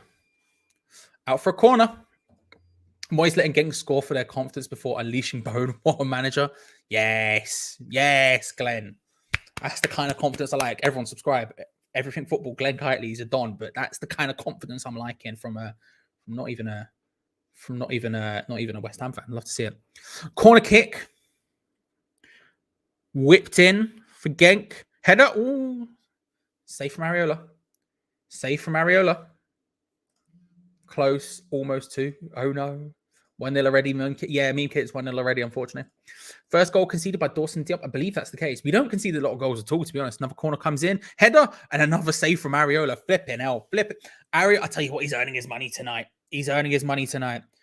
And it played short to Antonio, who's comes back to try and defend corners all the time. Masuaku lays it short to Lanzini. West Ham calmly playing it around, but this is very much the opposite of what we've seen from the rest of West Ham's European fixtures. A lot of the time we see them maybe sit a little deeper, not press as much, and West Ham be the aggressors. West Ham being the team who press and giving the opposition issues, making a problem for them. Noble spreads that out well, by the way, to find Ben Rama, lays it through to Antonio. This is a good opportunity. He cuts inside. He's inside the area, and it's Mikel Antonio. It's over. Very much the opposite of what we see from usual West Ham performances. Usually we see us come out, be the aggressive, try to step to them, try to pressurize them. It's exactly the opposite right now. Genk are doing that, and Genk are doing it very well. They're getting numbers forward. They're giving our defenders and Rice and Noble, Rice specifically is dropping very deep, stuff to think about. And it's causing us issues. They're forcing us into awkward passes, and it's working very well for Genk. They're doing exactly what Brentford and Leeds did to us before, and exactly what I suspect Liverpool will do to us this weekend. When you're talking about whether it is a 3 or 4 at the back, again, Cresswell's playing very central at times, but then he's also, I don't know, it's difficult to say so far. So far, I would say it might be a 3, but we'll see. Ben Rama lays it short, looking for Kufal. Kufal loses out with a heavy touch. West Ham trying to press to win the ball back here. Lanzini harrying the Genk defender, pays it all the way back to the goalkeeper. This is good from us. This is sort of what you want us to see. The thing is with Genk, unlike a lot of teams in the Premier League, for example, they have an absolute unit up front in Oniachu, right? So when we do force them back, they do always kind of have this big out ball if they need it. Just a big old lump that they can just ping it at, right? Just boot it at. And as long as you're sort of vaguely in his area, he could probably win the header. Which makes it very difficult for us, right? So if we're pushing them back, force them into kicking it long, which is what we want to do a lot of the time, what we like to do. And it is a good thing because you force them into kicking it long awkwardly when they're not ready. It makes it incredibly easy for us. It's more difficult against Genk because they do have this big guy up front. They've not utilized it too much so far. Don't get me wrong, first 10 minutes, but they haven't really needed to. They've been on top so far. They've been safely on top so far. I made a bet with my friend that West Ham will win the Europa League. I'm not losing to a club. Listen, again, I'm not disrespecting Genk here. Genk are a top Belgian side, you know, with internationals in their side. I know we want to say that because they're not in the Premier League, but I'm not going to disrespect them like that. And look, if we lose here, it's not the end of the world by any stretch of the imagination. But yeah, is this game live on Benin? I'm not sure. Slenderman. I'm not sure. I can tell you it's on BT Sport 3 if that helps, but I don't know anywhere else in the world what it's on. Noble lays the corner short to Cresswell, plays it in early. That's a good ball. Antonio was just a bit too far in front of Antonio. Can't get involved. Ben Rama with the follow-up, plays it in. Diop's there, headers it back towards Antonio. Can't quite get it. Hit from Kufal. Save and then cleared away. Paintsil finds Ito, lays it forward. This is good play by Genk, who are getting forward here. Not enough people have got forward. West Ham have got back numbers very quickly. A lot faster than Genk got forward with numbers, but it's a good opportunity for them. Tries to spread it out wide. Finds the fullback, who tries to turn Cresswell. Doesn't quite happen. And West Ham, after a bit of deflections, come away with the ball. Lanzini on about the halfway line. He's got Antonio ahead of him, who he finds on the left-hand side, who for some reason he's out wide as per usual. Antonio tries to just drop his shoulders and wiggle his way through. He somehow managed to wriggle past 2 there before being stopped and losing out. It's a goal kick to Genk, but it was close. Very, very close.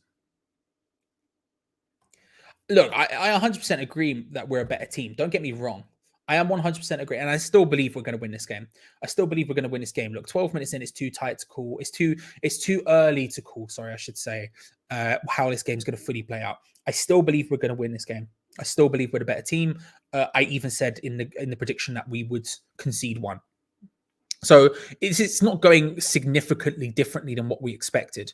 Genk do look slightly better, but there needs to be a little bit of calmness about our play and deal with our own stuff, and then we can move forward with the match. And I think that's what we'll see over the sort of coming 10 minutes. We need to grow into this game because Genk have come out like a house on fire, but that doesn't mean at some point a fire goes out, right? At some point a fire goes out. Houses don't burn forever. So we'll see how it goes. Why do we get so few tickets when it's there? I don't know. I don't pretend to know what the whole... I don't know. Tickets are a thing I don't know a lot about, so I'll just leave it. I'll just leave it, you know? I don't know, but it is notably empty, Arthur. It really is. Feels like, I don't know, the Stadium of Light when they were in their worst times. It's very empty.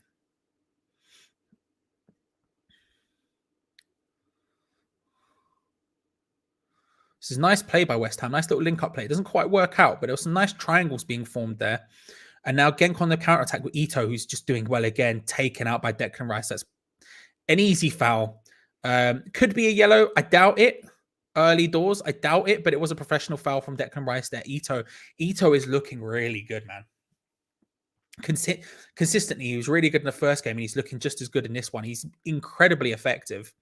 And he's playing a lot more central in this one than he did in the second one. But there, he's also got that hair. He's also got the hair. You know when people run and they have that kind of hair and it just sort of goes... As they run, it looks very impactful. It looks like he's just pacey, you know? I enjoy it. Not from an opposition perspective. I hate to see it. But in general, I enjoy it.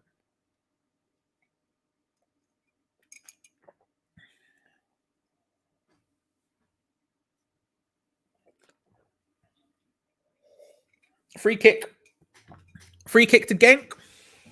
It's about 30 yards, something like that. Maybe a bit more away from goal. Slightly off center to the right. Too far away to take a shot. It's lofted in. They're looking for Oniachu, surprisingly, but it's over the top of everyone. Diop lets it run out for a goal kick to West Ham. I suspected we let one in away. Look, we're going to concede. We are going to concede. We're not unbeatable. We're not this unbeatable, unstoppable force. We will concede at some point, but it's about how you react to it and what you do with the ball, right? We can concede and still score 3 and win a game. It's not the end of the world, you know?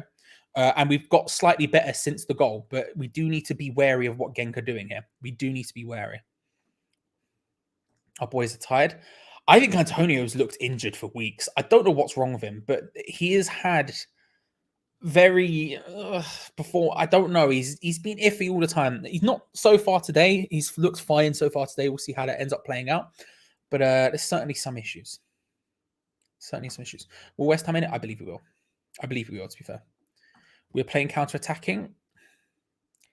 I just think we started slow, potentially, Ishmael.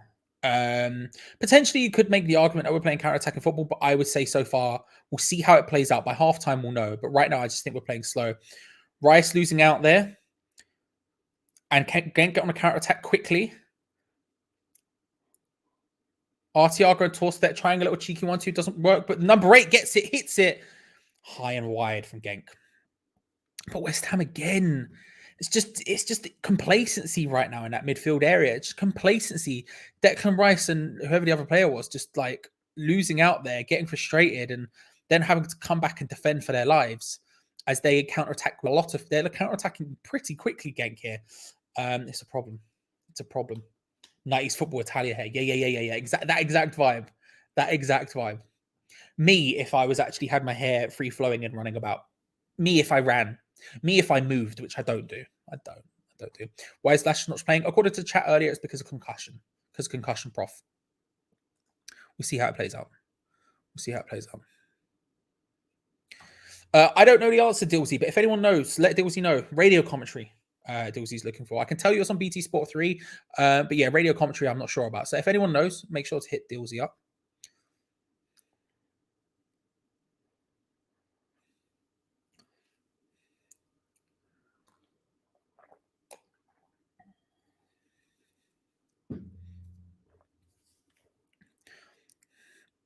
Masuaka trying to just whip the ball in. Wins a throw-in from an awkward clearance from Munoz from the Genk right back.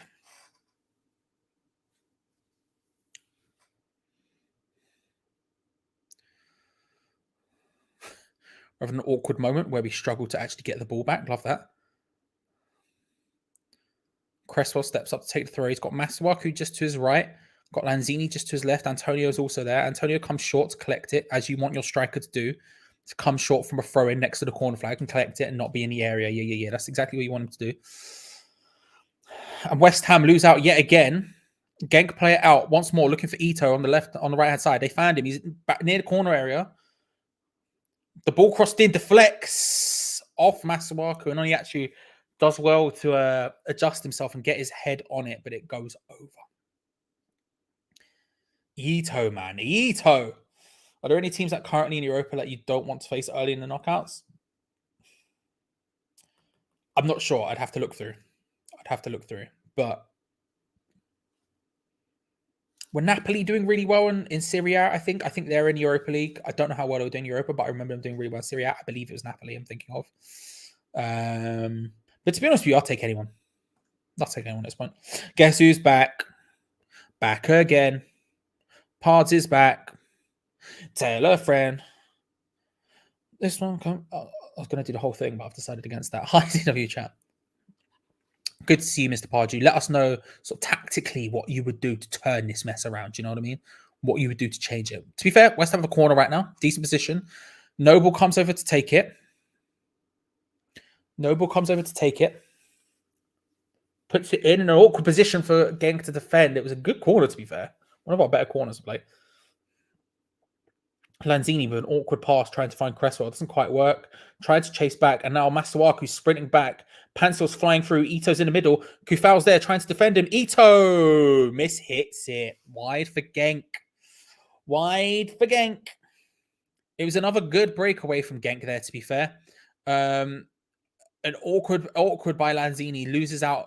To be honest, we're losing the ball too freely here. It's too easy for them, and they just counterattack with pace. Pencil steaming through. Ito's in the center. It's pulled back across to him.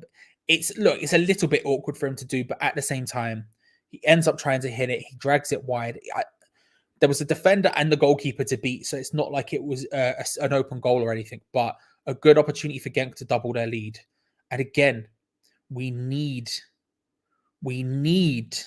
to stop giving the ball away so easily, because Genk's counterattacks are very, very dangerous so far. Very, very dangerous. One-off game and negative. This is kind of my vibe. Look, again, we're nervous about this game, and I think because everyone's looking at the Liverpool game. It's kind of the point I was trying to make in the video yesterday and failed to make quite spectacularly. But I think everyone's looking at the Liverpool game and then playing this down as if we're not trying. This is the exact same lineup we usually play. I don't know. I think we've conceded, and Genk played well in the first game. Well, Genk were okay in the first game and almost scored then. So it is what it is. I don't think it's too much of an issue yet.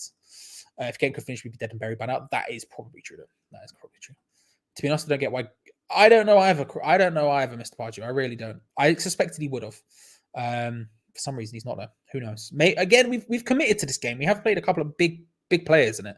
Cresswell whips it in. Header. Good header. Ooh, save. Save from the Genk goalkeeper, but that was good. Van der Voort with the save, but it was a cheeky little well-worked free kick there by West Ham. As I say, well-worked. It was about as easy as you're ever going to see. Whipped in from Aaron Cresswell. Rice is there, but instead Craig Dawson's the one who rises and gets his head on it.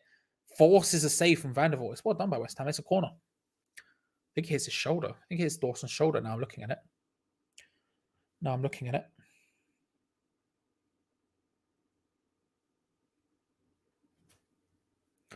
Cresswell steps up to take the corner from the right-hand side. Whips it in. Near post off Diop.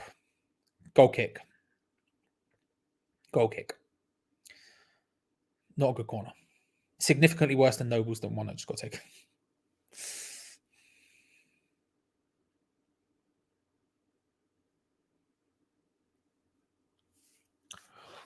Areola collected it. There was a Genk player down. I missed it. I'm not going to lie. I was trying to figure out what was going on in the chat at the time. Ito's down. It's a good ball through from Munez to find Junior Ito. And Areola's the one who... He's sort of in behind Dawson. Areola comes out to claim it. Dawson sort of shouldering him. And Areola collects it quite easily. But Ito is still down. A little bit of it's an awkward hit. It's an awkward hit for Ito, to be fair. It's an awkward hit for Ito. No need to panic. Stay within one goal. Moyes has shown he can tweak our tactics and improve us. Yeah, I strongly agree with that. I don't think there's any need to. Don't think there's anything any need to worry too much just yet. Ito playing like he wants a big money move to Prem. Listen, I would take him in an instant right now. I'll tell you what, he's been a boy.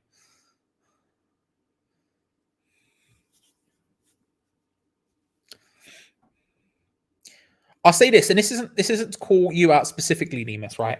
But people who question if other people are quote unquote real Hammers fans or whatever, I get it a lot. I get it a lot, especially doing these streams. I get it a lot. People support teams in different ways. Do you know what I mean?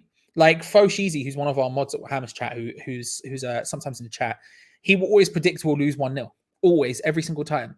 But that's not because they feel like they're not a West Ham fan or anything. It's just because that's the way he supports West Ham. You know, everyone supports the team in different ways. I would never. Everyone is welcome in this chat. Even if, to be fair, even if they're not West Ham fans, they're welcome in this chat. But and this isn't, again, Nemus, I should say specifically, this isn't to call you out. It's just something I get added at a lot about. You're going, oh, you're not a West Ham fan. You're not this. So you were a West Ham fan.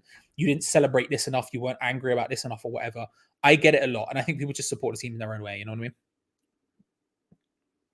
And for the and to comment specifically on the idea of whether we were playing at Anfield or not, I only knew because someone told me just before the game yesterday. I don't think about it too much. I won't. It's not something to deeps. JJ, good to see you, my friend. Tell us it's going to be okay. Listen, I think it will be fine. I do believe we're going to win this game. I do genuinely believe we're going to win this game. Genk have started, like I said, Genk have started on a house of fire. They've come out hot. They come out fast. But we beat them last time and they played relatively well against us. This is a different Genk side, a lot more confident, a lot more vibes. But I did say they would score, and I still said we would win 2-1. But my heart was saying 3-1, but I stuck with my head, which said 2-1. And when both my heart and my head agree, that usually shows my confidence. I'm still pretty confident in this game. We've got levels to rise up through. I don't know if Genk do, and we've got a habit of doing that so far this season. Cresswell playing the corner end. That's a much better one than last time. Dawson gets his head to it. It's decent hands on it by the Genk goalkeeper in the end. But yeah, I really do think we're going to be fine. I genuinely do think that. Oh, I've got such an itchy nose. Do you know what it is? My mustache is too long at this point. I need to shave quite badly. Look at this, is a mess. If I do this, look how much of a mess that is. I need to shave and it keeps going up into my flipping nose. Keeps going up into my flipping nose.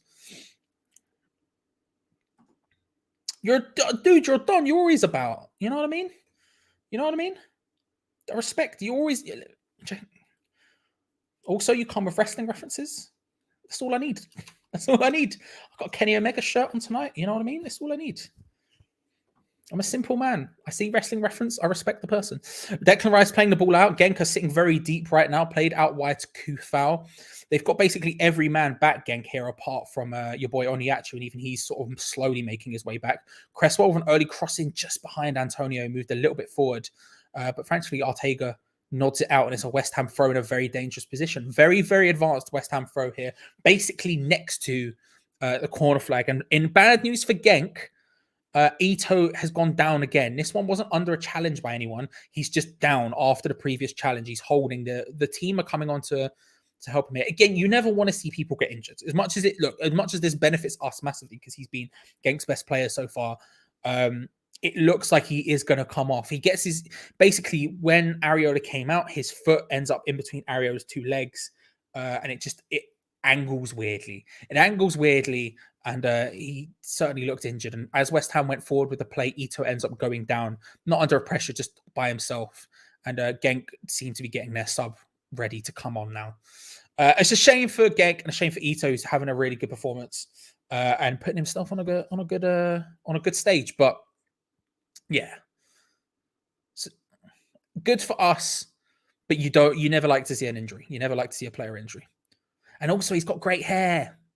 I should say Ito does have good hair. So you don't want to see the game lose some good dudes. You know what I mean? But he will be going off. He just knew us before us. He knows we're massive. You know what it is. You know what it's like. Eden, good to see you. Hope you're well. Hope you're all good, my friend. We need Andy Carroll back. Big dubs, big boys, just out here doing mad bits. You know what I mean? Good play by West Ham here. Ben Rama in, hits it. Ooh, blocked by the Gent defender. And offside flag called in the end. But it was good play by West Ham. Ito's back on, seeing what he can do. Don't like to see anyone injured, but that's my opinion on it. That's my opinion on it. What do you make of Brock Lesnar's suspension? I think he'll return at Royal Rumble to set up a third match with Roman. Yeah, the suspension is storyline, isn't it? There's like a couple of ways you can write Brock Lesnar off, and this is one of the ones that happens. He beats up a bunch of people and then leaves for a bunch of months. I suspect he'll come back for a Mania match if The Rock isn't around. If The Rock is happening, then obviously he won't. But I suspect it will happen. Liam, I'll say subscribe to my wrestling channel, A Top Mark, mainly because this week I'm actually starting to upload on it again. It's actually starting to happen. So, and I've been working on a couple of things behind the scenes, which are going up this week. So I would have a gander at that. But yeah, we'll see. He'll come back for Mania if The Rock doesn't. If he doesn't come back, then maybe he comes back for the Royal Rumble pay-per-view to face Reigns at the Rumble pay-per-view. And then someone wins the Rumble. And I don't know. We'll see what happens. I also saw, where is it? Just because finito for Ito. Maybe, Phil. Maybe. I liked it. Enjoyed it. Wreck-It Ray, check the description below, my friend. It says join our Discord. Click that. Join that. It's a free West Ham community, free Hammers Chat community. A lovely place to go and have a gander. Do go and have a gander in there because there's a bit in there called Stream Links, which will show you what you need to see. We look better since the injury break. Perhaps just need a little nudge from West to get them going. Yeah, fair. That's a fair point. That's totally a fair point. Potentially.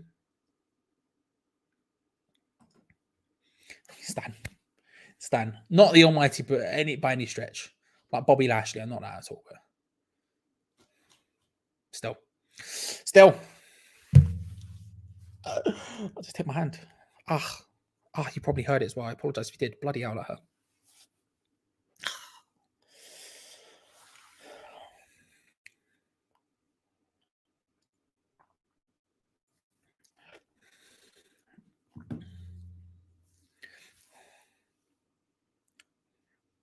Oniachu and Diop there, just wrestling with Oniachu just showing a little bit more pace, and Diop and him just having a little scrap, which the ref calls a foul against Diop.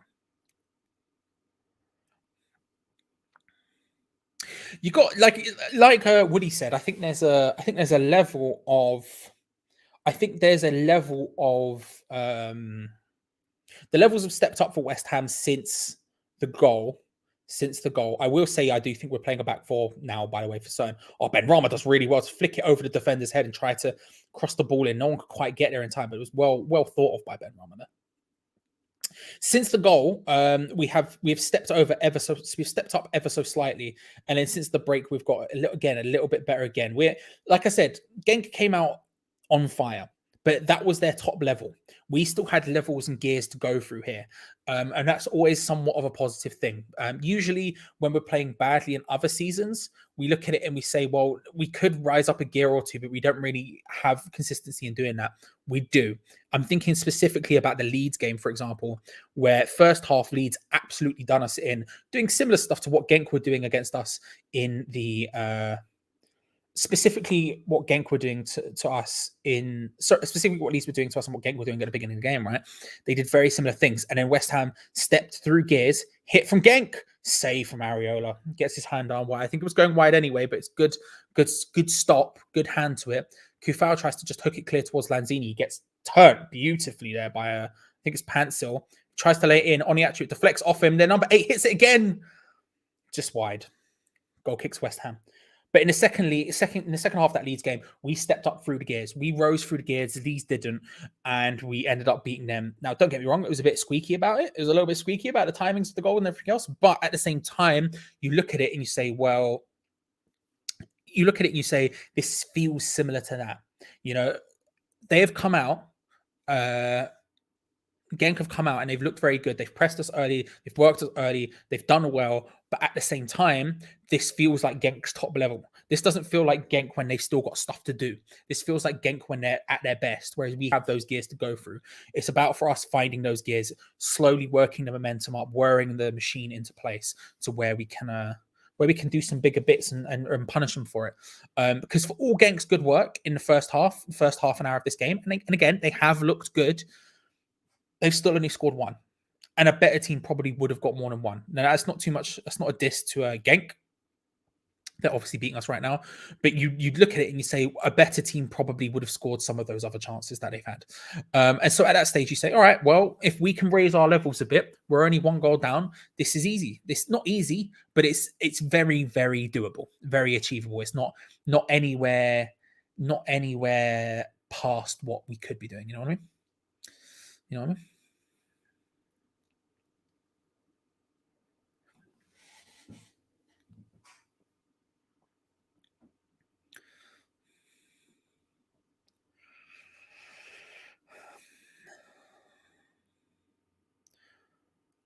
Only actually showing he's got a bit more in this game than just a big target lump.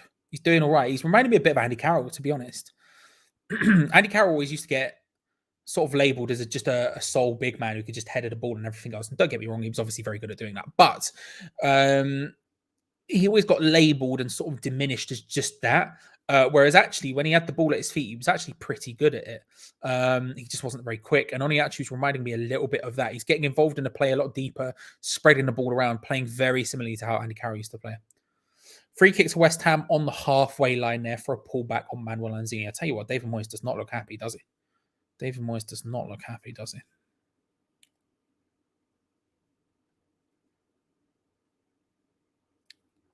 Jeff! Sorry, a bit late. Can see a comeback on the cards. Good to see you, my friend. Hope you're well. Yeah. I mean, you know, I just think it will happen. I'm very confident so far. I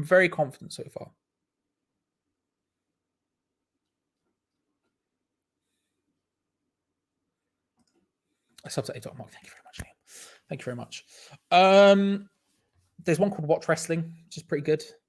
I can't remember what the exact address is. I think it's like watchwrestling.il or something like that. I'm not sure. If you type in Watch Wrestling, you'll probably find it.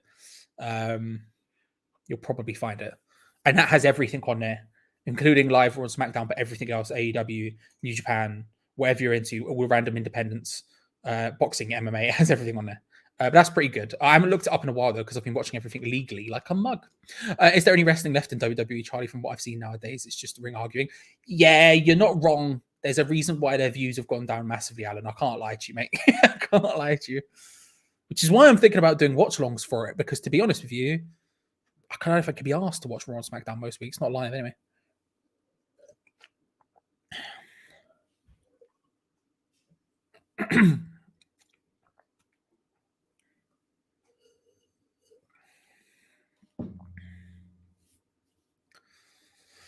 Pansel, who went down under a challenge from Issa Diop there, a collision, still down. He's getting sprayed in the crotchal area. Big collision. I tell you what, he's done a lot of rolls in there, Pansel. He's done a lot of rolls in there, but he is down hurt. And again, similar with Ito, you don't know you don't want to see anyone injured. David Moyes looks very annoyed. So I don't necessarily think he's incorrect for, but he does look very, very annoyed. Wally, good to see you. Why do our opponents feel the need to roll all over the pitch? Mate, he was going for it. Proper big rolls. Todd, my G, how are you? Hello, fans. How are you doing? Todd here, signing from Boston, Mass. Sorry I'm late. I forgot you guys put your clocks back. Yeah, we do that. I had forgotten. I went to watch Raw on Monday. I was going to do a watch along of Raw on Monday, and it usually starts at 1 a.m. our time. And then I was started to set up the stream at 12:10 or something, and it had already been on for 10 minutes. I was like, oh, because we put the clock, and I forgot. Stupid. Yeah, crotchal area is junk. In his penis area. What do you want me to say? He got injured near his dick. How's that? How's that? You happy?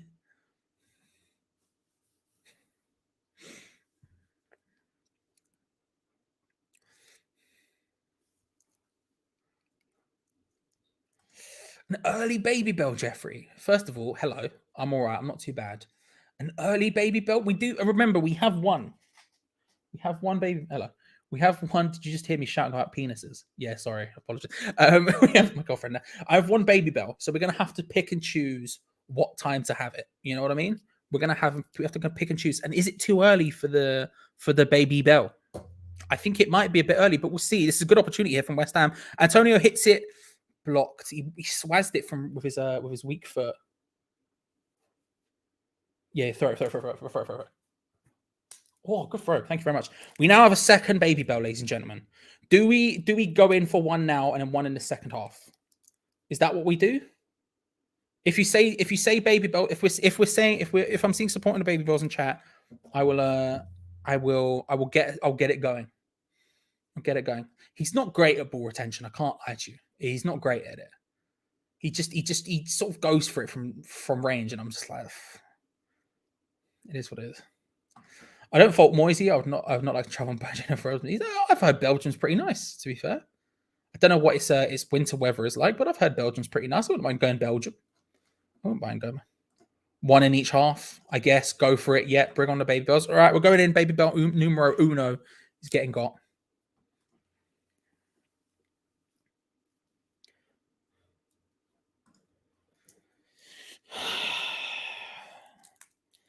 Yeah, but you look. West Ham might have won, but you lost. And whether or not that's something you're happy with, Mr. Pardew, is up to you. Is up to you. Leon, the lineup, just in case you haven't seen it, my friend. Here you go. Areola is in goal. Kufal, Dawson, Diop, Cresswell, Rice, and Noble in DM together. Benrahma, Lanzini, and Masuaku just behind Mikhail Antonio. And you can also see underneath that the Genk lineup if you're interested. I won't read it out because I can't pronounce half the names. But there you go. There you go.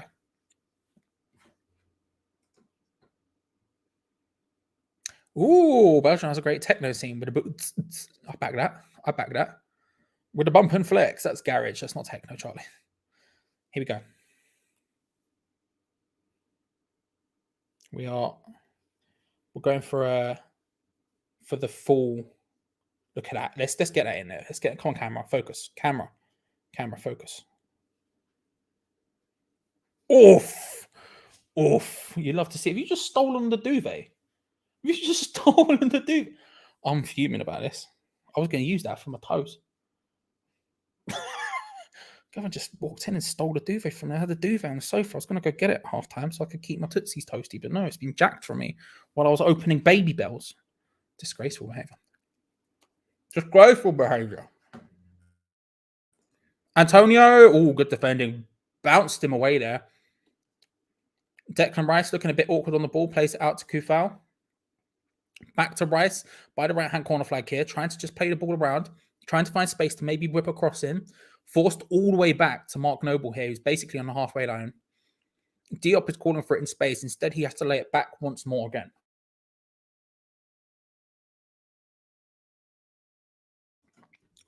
Annoying, because there was a decent opportunity there for West Ham, but it just didn't quite...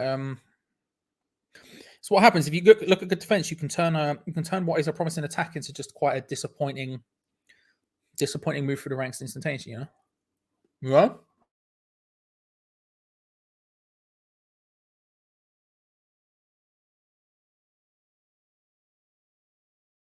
Cresswell have a good forward to Masuaku here. After Masuaku tries to whip it across, there's a good opportunity in the area. Oh, Benrahma was there, tried to just tap it in. The goalkeeper smothers it out really well, to be fair. That's a good save. But my God, a good opportunity for West Ham. And these opportunities are now starting to come for West Ham. But that is leaving us open at the back. Defensively, we seem to be a little bit all over the shop. Pencil hits it. Saved by Areola.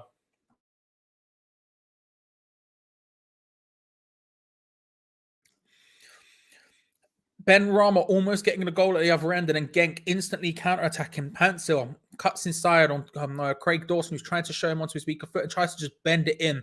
It's an accurate shot, but a good save from Areola. We're seeing the replay here. Cresswell finds Masuaku really well. Masuaku whips in a brilliant ball, to be fair. I didn't know he had it in him. Right into just on the edge of the 6-yard box. A perfect place for a West Ham player to attack. They do. It doesn't quite work out. Here is the end of the baby bell as it is a corner for Genk.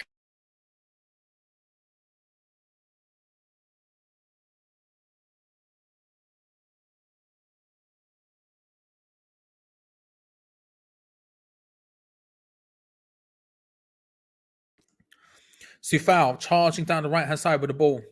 near the corner flag now for Genk. Near Genk's corner flag, I should say. Battling with Arteaga. Apparently, it's a free kick the opposite direction. A decent enough counter-attack. Antonio ended up losing out on it about on the halfway line. We'll have seen a replay now again of the Benrahma chance. It's a really good cross from Masuaku. It's a good save. Look, Benrahma goes for makes sure to hit it on target, not necessarily a bad thing. You think, oh, if you get a dink on that, something else, then it's definitely in. But it's a good save from the goalkeeper. He went for the consistent option, and it didn't quite work out for him. But that is what it is.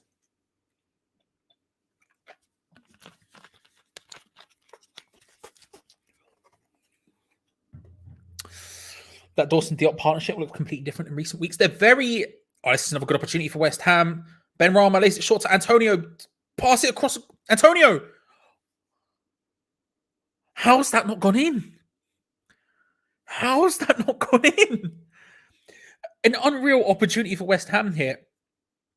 Lanzini does really well. Finds Benrahma, who finds Antonio beautifully, who hits it. I was thinking, just cross it, just pass the ball, Antonio. He hits it through the feet of the goalkeeper, who gets a touch on it.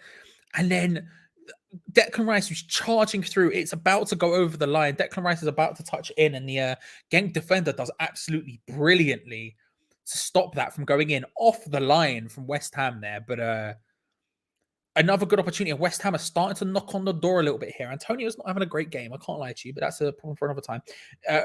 West Ham beginning to knock on the door. Knock, knock, knock. Who's there? You know what I mean? This ain't some Nicky Nine Doors movements. You know what I mean? We're here. We've knocked. They've opened the door. West Ham are ready. You know what I mean? We're getting there. We're moving forward. Noble plays it out to Cresswell. West Ham again. West Ham are getting a lot of possession here, but getting it in good positions. Antonio holding off, lays it short to Masuaku. Cresswell went flying into the area. Great ball. Hit. Somehow it's not in again. An offside flag has been called, but my gosh, is it getting close to West Ham right now? We're getting another first goal line technology replay of the Rice chance that was cleared off the line. Fair play to Genk defender, doing really well there. My God, was that close? That one just before that as well. Another excellent opportunity for West Ham. My God, my stomach has gone into full overdrive. Non-stop hiccups. Okay, West Ham going through the gears here. This is what I'm saying. We had levels to go to in this game. We had gears to go up from. We were sort of in second gear. Genk were in top, going wild, right? We can shift up. That's what that hand gesture is. That's me shifting up gears. Can you tell I don't drive?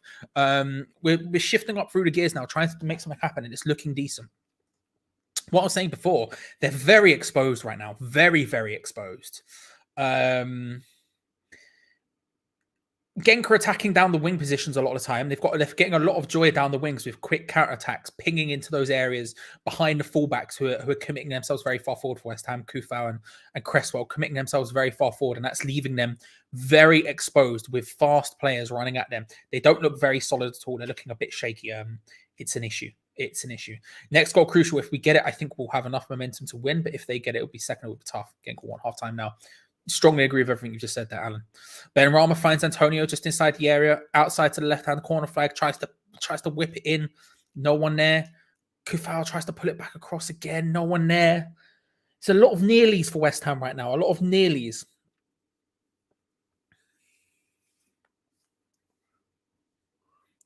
Onuachu loses out the ball, but it still lands at the feet of Ito, who lays it out wide to Munoz. Oniachu is very happy to get in and involved in the play in deeper positions in the center of the park. Really happy. He's almost playing like a cam at times. He comes very deep. But yeah, I don't know. Bit concerned about hat-trick, says Stevie B. I agree with you, mate. I think he's looked, as Hughes says here, as 004 says here, I think he's looked iffy for a couple of weeks. He's put in performances where I'm just like, oh, Oniachu, fair play, bro. Just nutmegged Masuaku like he was like he didn't know what was going on. Very well done. Yeah, I think he's halftime whistle was called here.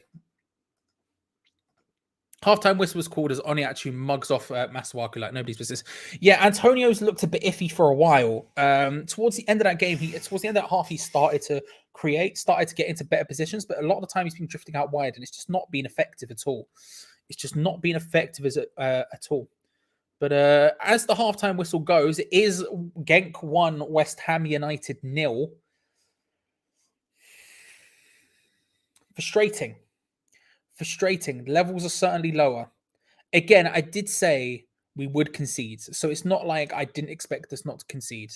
But I would prefer certainly a better performance in the second half. I think we can certainly raise up through the levels, but not quite there yet. We're now getting a BT Sport advert with Shane McMahon's theme song in the background to Premier League football. But yeah, how do we all feel? Jim saying worst half of what I've seen in ages. It reminds me very strongly of the Leeds game. Genk maybe not as good as Leeds were in that first half, but very strongly in that game. But as we all know, in that game we went on to win, and I'm still confident that we will go on to win this. But I'm very reminiscent, very reminiscent. Antonio gives us all every game. This schedule is going to take its toll on him. Fair enough, Jimmy. I don't know if I'd agree, but fair enough. How do you feel, Gio? How do you feel about him? Let's be honest. We've been a bit crap, haven't we?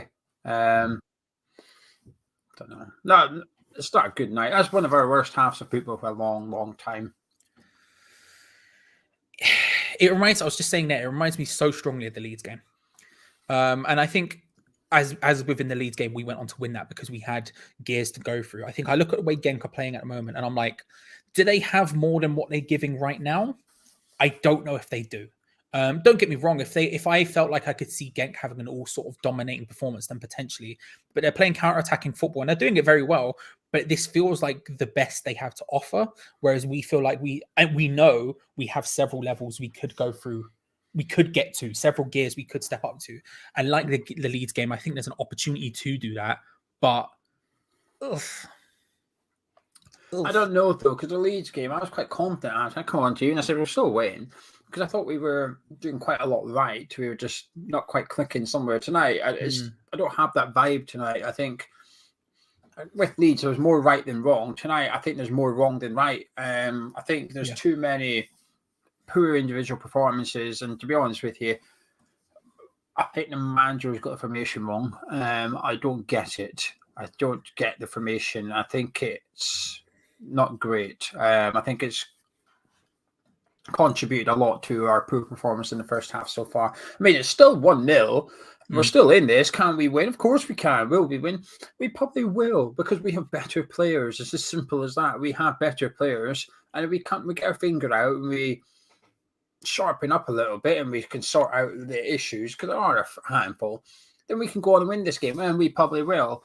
But it's not been a good half, Charlie. I don't know. I feel a bit watching that half so far.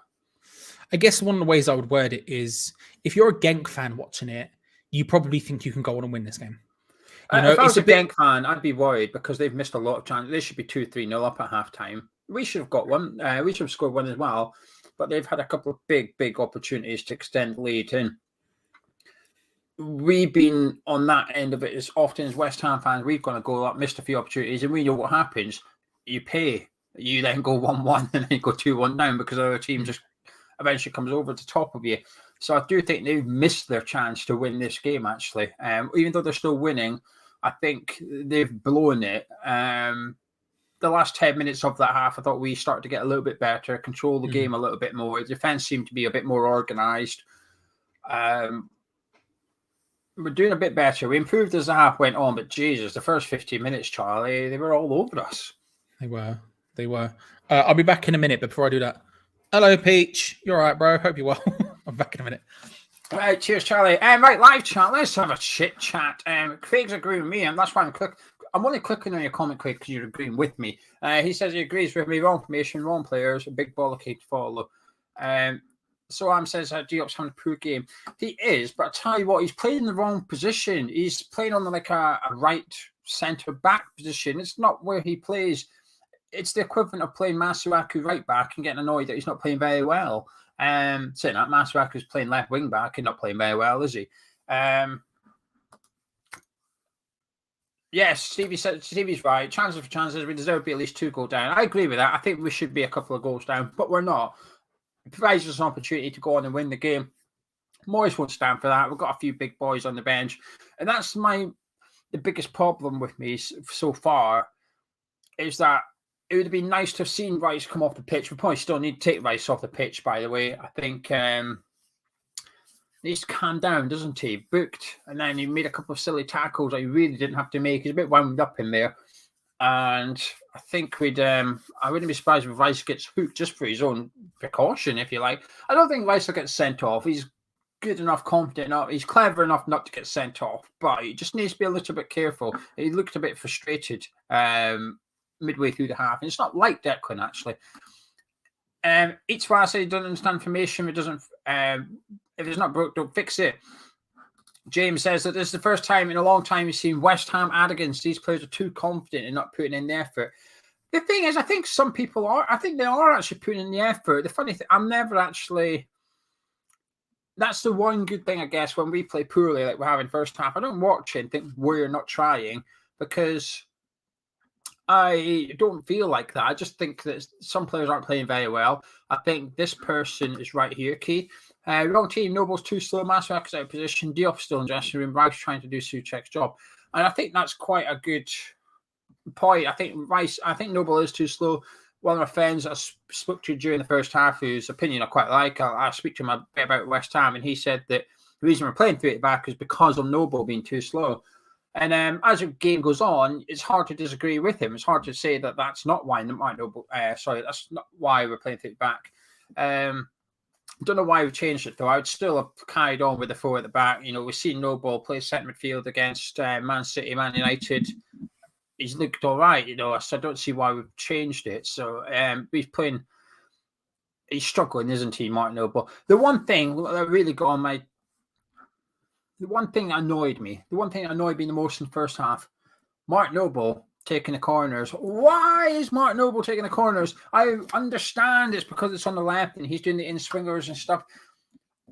Aaron Creswell's out-swingers are better than Martin Noble's in-swingers. Have your best corner kick taker taking your corner. It's simple as that. Southampton manager with Ward-Prowse. You don't have to have in-swinging corners all the time. The one free kick we get, Creswell takes it in, it goes bang, Dawson header. A couple of corners that Creswell has taken, Diop's got on the end of one, and Dawson's got on the end of the other one. Martin Noble's corners have got headed out. The Diop one was bad, though.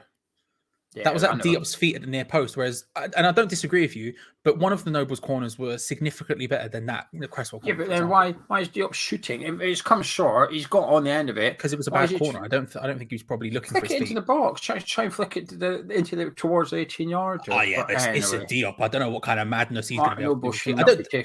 I don't disagree with you. I don't disagree with you in general. To be fair. 2 players struggling. Noble and Masuaku, they're struggling. I think Diop's not having a great game, but I don't like how he's playing right centre back. He's gone from left centre back, playing really well, shifted him over to the other side. I think Areola should have done better for their goal. He was really slow to come off his line for that one that Dawson ushered it to him, but he's made a couple of really good saves as well. Ben Rama's got a funny position, almost like it looks like he's playing as a striker tonight alongside Antonio, because Antonio seems to be quite to the left rather than through the middle. We need to change the formation straight away. We need to change the formation. We've got 5 subs tonight. Let's use them. I was good. Yeah, so I agree with you. I think the thing is with Antonio, I think he's been doing this for weeks. And there's been moments where he's come up trumps with it, right? So like when he scored, for example, in the Tottenham game, I thought he was terrible up until he scored. And then all of a sudden he sort of came alive for 15 minutes, but the rest of the game he was a bit lost.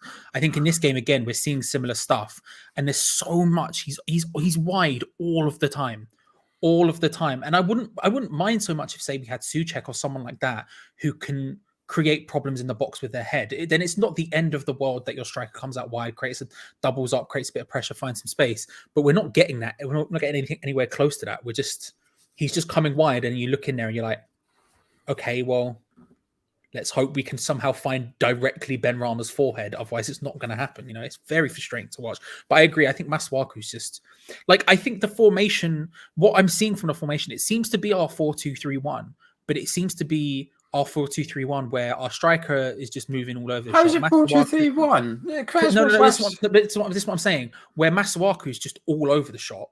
He doesn't seem to have any positional awareness whatsoever. Nah, He's not.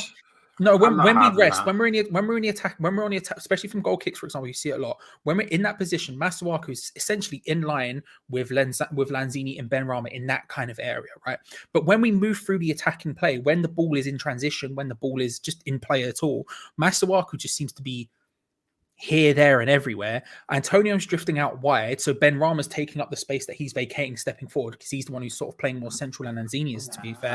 And then at the back, like I agree with you, because at times Cresswell seems more central, and then at times he seems more on the left. But I think that's more of a response to Masuaku being all over the shop than it is formationally. I think you can see it. You can say 4-2-3-1, but the fact we can sit here and have deep discussions about how all over the shop people seem to be and how we're not entirely certain of what's going on shows that, one, it's clearly that the players aren't drilled well enough to be doing it, which is odd for us, because usually that's the one thing you can say is everyone knows exactly what they're doing, and today it's completely the opposite. And two, they're not having a good enough game to really justify it. If it was 4 at the back, why is Diop not left centre back?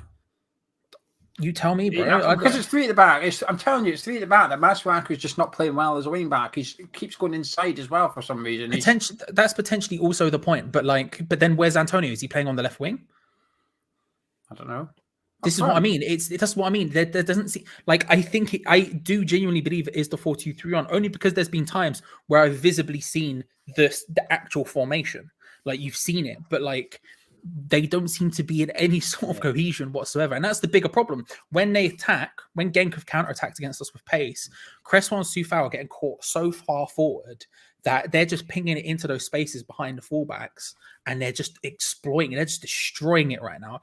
And Diop and Dawson look all over the shop because of it. There's no protection. Before it disappears for the second half, what we'll say, the domino, I actually think we'll still go on and win this game. I do think we will still win. But what I will say, the two things that concern me a little bit are the domino effect of this halftime result. That is, I'm always probably going to have to use Bowen and Fornals in the second half rather than vest them up for the Liverpool game on Sunday. So that's a little bit frustrating. I think that's why that frustrates me a little bit, because had we been doing well, we wouldn't have to call upon Bowen and Fornals. We'd be able to rest up, if you like, a little bit, and we'd be able to. So that's one frustrating thing.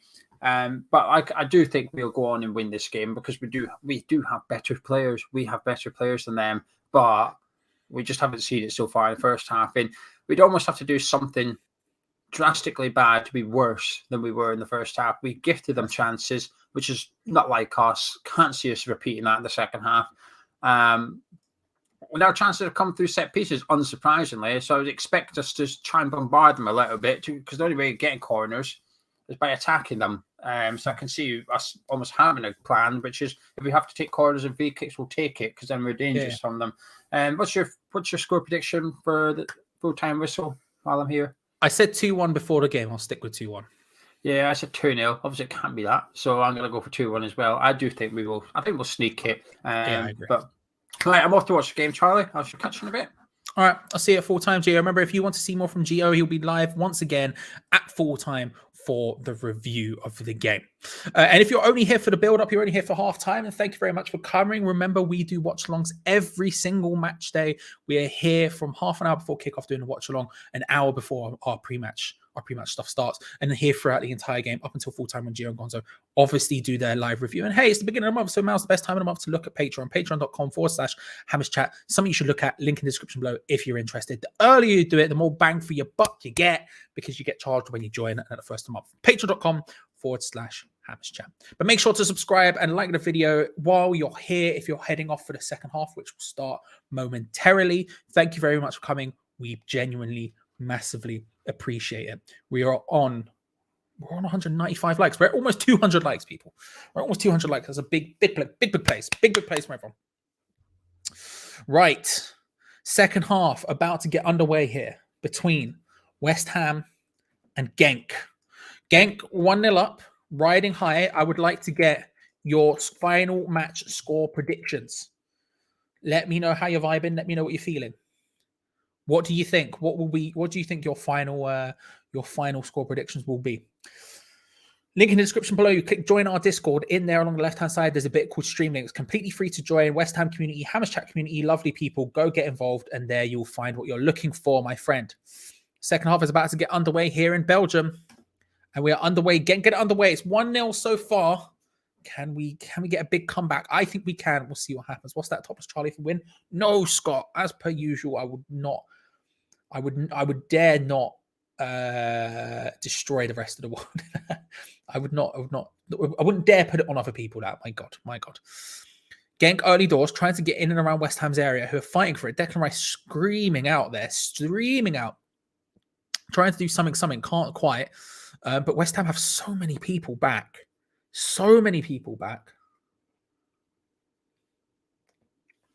And there we go. Ben Rama works well to get the ball back, lays it into Declan Rice. Declan Rice steaming forward here, trying to just get as far forward as he can, being chased by Genk's number 8, their captain, who's had a couple of long shots from range. Genk do well, actually, to maintain any sort of possession on that ball and keep it in play when they regain possession, just in the back of the area. They're passing it around in triangles about next to their corner flag on our left-hand side. Masuaku charges it down, deflects straight into the hands of the goalkeeper, and Genk do it. Early doors. Down the social club, a hairy old man come down, and my 5-year-old thought he was Santa. Asked for a remote control car. Saves 10 quid at the garden centre. Saves 10 quid at the garden centre. I feel like there's a joke there, Major, and I'm too stupid to get it. If any of you get it, tell me I'm an idiot. But at the same time, Major, good to see you. Hope you will. Good to see you. Hope you will. So what are we saying? 3-1, 1-1, 3-1. I'm sticking with 3-1. They're only going to tire you lot out. They're only going to tire and you lot can get better. 2-1, 3-1 to us. 3-1, 1-1, 3-1, 2-1, 3-1, 3-1. There's a lot. I tell you what, there's a lot of confidence. Shot from range from Genk way over. There's a lot of confidence still. A lot of confidence. One day, never Scott. Never Scott. Never Scott. Oh, I saw. Stupid is the answer. Is I'm an idiot. That makes perfect sense now. Because the jungle is massive. Wicked. Yes. Big plays. Original. I'll do the entire thing. Original. Unstoppable. Unbeatable. Oh, chance. Lanzini, nope. Can't make it work.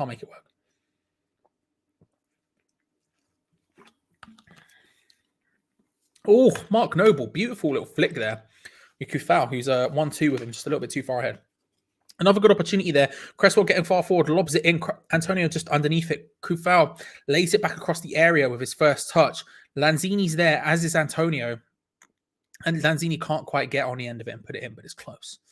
5-1, says Ishmael. Big plays.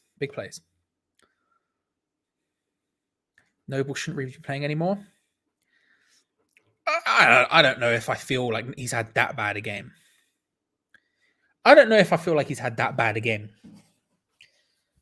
Like, I get it. I get that. It's been iffy. Maybe let's say that. It's been iffy. You know what I mean? I don't know. I wouldn't say he's been the worst player on the pitch, but yeah. And there's been times where like that Kufau thing, it was Kufau's pass to him. That was bad. Benrahma hits it, he slips. Like that little moment he had with Kufau there, Kufau was the one who messed up, not Noble. Noble's flick onto Kufau was beautiful. Spun the defender. He was charging through. He could have created something there, but Kufau's pass back to him was atrocious. It is what it is. How about if we win Prem, FA Cup, and Europa? Okay, Scott. If we win the Premier League, the FA Cup, and the Europa League, I will take my shirt off and celebrate on stream. Until that moment, not happening. Not if we win in the Premier League, FA Cup, and Europa. No, if we win those competitions, then I will do it. Until then, nah, fam.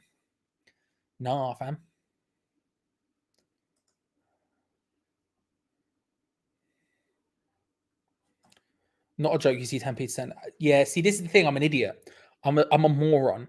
My brain didn't put 2 and 2 together and get 4. My brain put 2 and 2 together and got 3.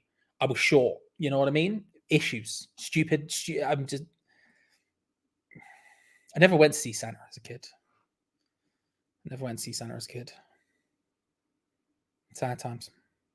Deprived. I'll go this year. I'll go. What garden centres are in North London? I'll go Ali Pali Garden Centre. See if he's about. You're right, lads. See what he's saying. What are we saying? Big dog.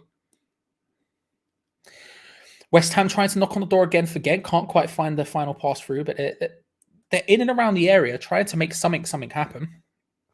Trying to make a little something happen. Masuaku and Cresswell linking up well. Pulls it back across. Ben Rama was there. Can't quite happen. Noble on the edge of the area. Plays it back out to Aaron Cresswell. He's got Lanzini inside of him. He's got Diop behind him, who he finds with a pass. Into the feet of Dawson. Genk doing well to make an issue of themselves. Kufal lays it short to Antonio, who is very short and very wide once more. Takes the ball, does really well to dribble far there. Ben Rama does really well to create a shot for himself. Hit the block with his left foot, to be fair. But a close opportunity. Back out to Sufal on the right-hand side. West Ham have Genk entrenched inside their own area here, passing it around, trying to create opportunities at will. But Antonio there, after picking up the ball in a very wide position, did well to create something with it. Picks it up again, just on the outside of the area. Little fake and then tries to lay it through to Ben Rama. Couldn't quite get there. Masuaku doing well. Antonio lays it short to Cresswell.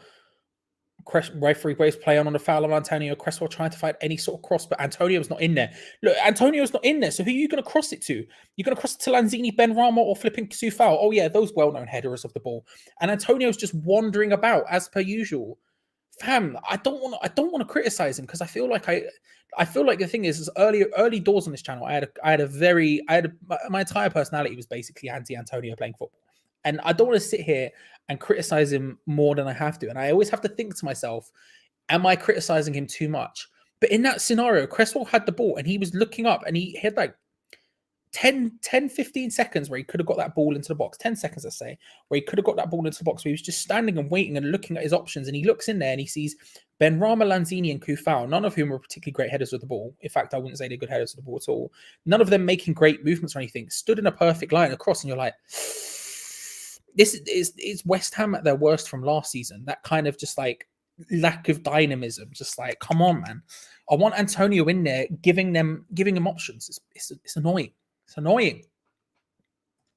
I put £20 on West Ham. They have to win. Listen, I think you'll get it. I still think you'll get it. But at the same time, it is what it is. That's okay. You'll understand when you fertilize and spawn an omelette. Sure. Yes. That's fair. I'll probably know very quickly after that. Here's a good bet. If West Ham win the league, you should present match of the day in your underwear. Never been done. Yeah, all right. Done. I'll get onto the blower. I pay my license fee. I should be allowed to do this, Raul, link in the description below. Join our Discord. Link in there, my friend. Link in there. Judas, how are you, my trustworthy individual? I hope you're well. I hope you're good. Let's get the baby bell on Faith going. Listen, we've had one baby bell today. We do have our second baby bell. Antonio can't get the ball across, and then he falls over. We do have a second baby bell. Wait, there we go. Baby bell exists, but we need to decide when to have it. We need to pick the most useful time. Maybe we'll hold it back. We'll see what happens. Played out wide by Genk to Munoz, who can't quite keep it in. Goal kick to West Ham. It's a nice opportunity there, but it doesn't quite work out. We're seeing a replay of Ben Rama storming through here. Lays it short to Mikel Antonio, who there's an opportunity to try and pull it back. He tries to. It's an awkward play. And then when he tries to recover to do anything, he slips. Moyes and Nolan are having little conversations, looking at a tactics board, doing a lot of this. You know what I mean? What that means, I don't know. But still.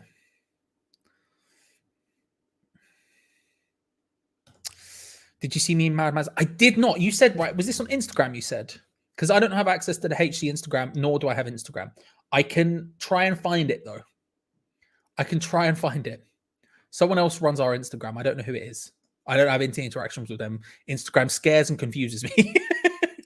But I'll have to look. I'll try and have a look, Scott. I'll try and have a look, because I need to see these baby bell pictures, bro. Get the bells going. Ben Rama pulled back. That is a definite foul. That's a definite foul. And there's a yellow card for the Genk player. I'm not sure who it was. We'll see. Probably zoom in on their face in a sec.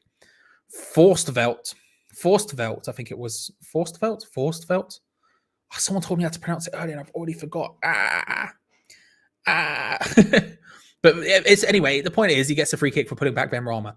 But another opportunity there where we're seeing our start to gain a little bit of ground in this game. Quick passing and stuff. Noble tries to loft it in towards Antonio, can't quite get it. It's good goalkeeping. Comes out. I'll tell you what, the goalkeeper's had a decent game. Came out, just punched that one, Superman style, just knocked it out and away. Masuaku lays it short to Cresswell, I think.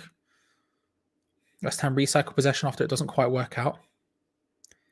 Somehow Rice and Noble were the two furthest player back for West Ham there, as Diop and Dawson were in and around the area.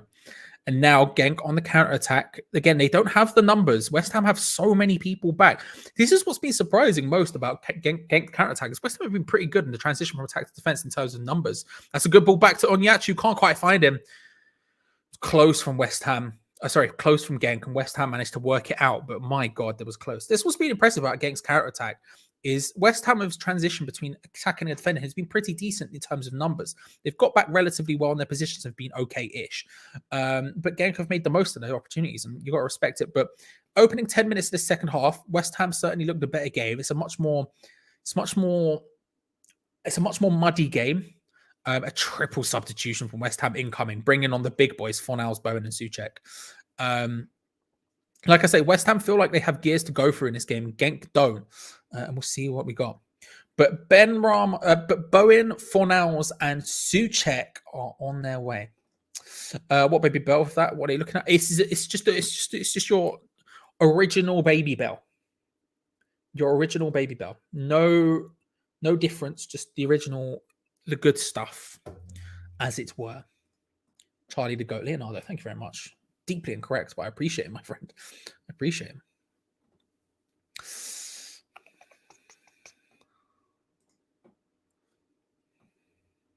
Saw something else up here. Hey, Montez Ford singles push. Yes. I mean, look, I love the Street Profits. I do. I really do. I've loved them. They were brilliant in NXT, and I think they're still great now. And I think they really work as a tag team. And I think if you were to give Montez a singles push, that would obviously, I don't know if substitute. Let's go through the substitutions first. Antonio's come off for Souček. Pablo Fornals has come on for Arthur Masuaku, and Jared Bowen has come on for I'm not sure. Noble. So I suspect what you'll see is Bowen play up front. Noble and Souček will do basically a direct swap. So Souček will take up the cam position next to Declan Rice, and Fornals a kind of another direct switch for Arthur Masuaku. Big plays, big steps forward. Big steps forward, making moves, making $1 million moves. Do you know what it is? It's because I was literally listening to their theme song earlier on today. when I was doing the washing up earlier, my brain was like, making moves, $1 million moves. I was thinking about it. So the second my brain went tag team, I went, primetime players. Sorry, I apologize. That's disgraceful behavior from me. If Montez was to get a singles push, it would spell the end of, I can't remember the other guy's name off the top of my head for some reason. It's a good opportunity for West Ham. Soufal pulls it back across. Hit! Ben Rama gets the goal. 1-1. There we go. Exactly. There we go.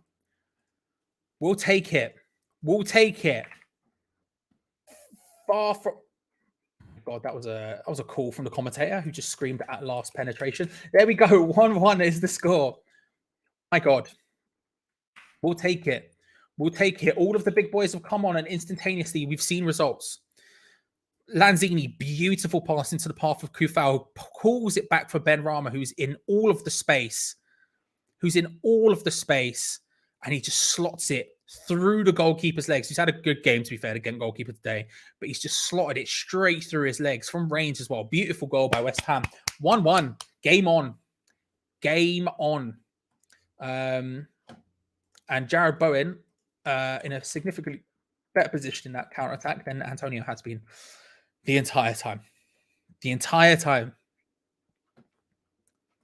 I said the Pringles thing would work. Listen, annoyingly, you might be right. Annoyingly, you might be right. We're getting a VAR check here on the goal. I can't see how it wouldn't count, but we are getting a VAR check. Potential offside is what the commentators are saying, but again, I don't know where or when it happened. I guess it would have been the ball out to Kufal, which would have been the offside, but we'll see. Again, I don't think it will count because it didn't even seem close to me.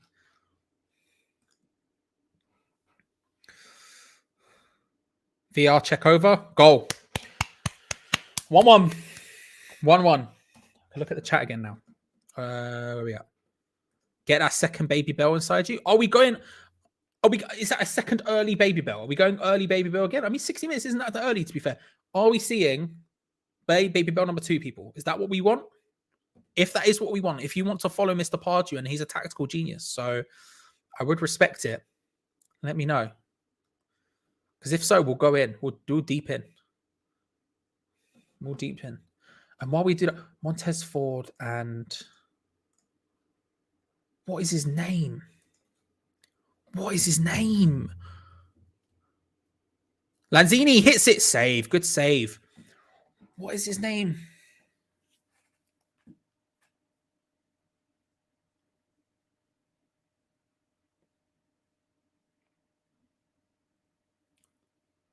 He does this.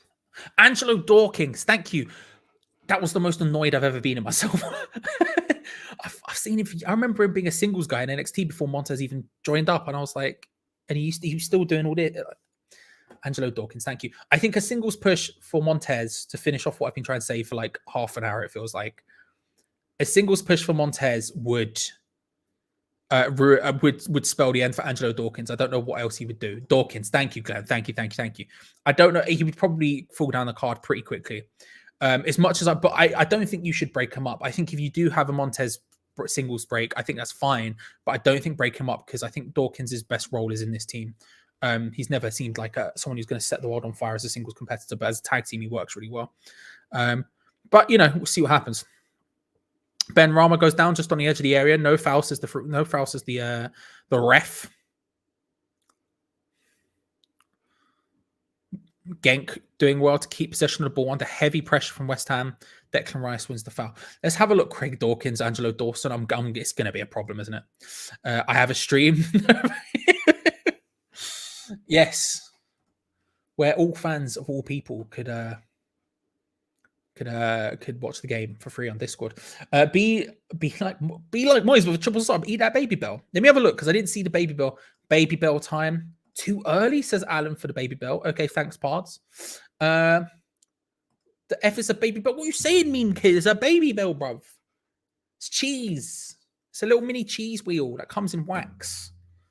And you de-wax the bell, right? You take the wax off it and then you eat the cheese that's on the inside. And I don't eat the wax before all of you weirdos start asking me for it again.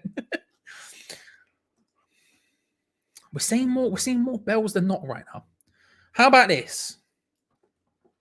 Go Charlie, Baby Bell. How about this, right? If you think I should eat the Baby Bell now, type in the word bell in chat. If you think it's too early for the Baby Bell, type in the word no. I couldn't think of something else. West Ham on a counter-attack. Ben Rama finds Fornals tried to flash it across to Jared Bowen, who couldn't quite get there. He's screaming he needs a corner. But I think it's going to be a goal kick. But West Ham counter-attacking well. Now we've got the main boys on right now. We are looking so significantly better. Since Antonio's come off and everyone's made their changes, they seem so significantly better. So significantly better. I was trying to come up with something like, what's a good no for the Baby Bell? But I couldn't think of anything. I just said no. It was poor effort on my behalf. Seeing the chat fill up. No, I have never tried the wax, and I will never try the wax. That's just disgraceful. We scored when we flashed the Baby Bell on screen. Baby Bell, score! Let's do it. Let's not take it to the deep end. Finish it now, baby bell. Let's have a look at these. What we're saying. Right, we'll start from the top of these. Chuck saying Baby Bell was a must, and Chuck I do trust. Bell, no. Ooh, how many no's was that? 1, 2, 3, 4, 5. Wait, how? 1, 2, 3, 4. So 1, 2, 3, 4, 5. Then 2 for yes. 2 for yes. We'll keep going. That's both, so we'll just count it 6 and 3. Why not? No. Bell again. This is Mr. iBase coming again. Wax on, wax off. Oof. Try some brie, Lauren. No. When I was younger, my mum used to eat brie all the time, and I'd look at her like she was a wild. She'd eat and blue cheese. What do I look like? Some sort of maniac. Ooh. Get it down, yeah. Hashtag Mark Nobel. Brie is not an option. Brie's not an option. A, we don't have any brie. B, we'll never have any brie because I'm not eating brie. Bell. Eyes to the right, no. Nose to the left, 27. There was significant. All right. We're stepping away from the bells for now. We'll revisit it maybe in 10 minutes' time. Maybe that'll be the time for the bell. But the no's have taken it on this occasion. But we'll come back to this in 10 minutes. Maybe something will happen and it'll make us feel a bit different. A late surge potentially for bells, but we need more than that. We need eat half now and half later. Did you have to fully commit to the bell? Do you know what I mean? Maybe you have to fully commit to the bell. Gouda is the best cheese. Mean kids. Big plays. I can agree with that. Edam, Gouda, bangers. Pansil wins a free kick in a very, very, very good area for Genk on, I think it was Dawson who receives a yellow card. I thought it was Kufau did the foul, but it was a good counter-attack by Genk. He was steaming through Pansil. He was giving us troubles all game. Steps, yeah. It's a very clear foul. It's about as clear as you're ever going to see. No debate. Andrea is saying, where do I watch the match? I'm watching it on BT's website, BT Sport. It's on BT Sport 3. But if you're looking for someone to watch it, pow! Discord below. Pow. Craig Dawson yellow, get in, son. That's what I'm saying.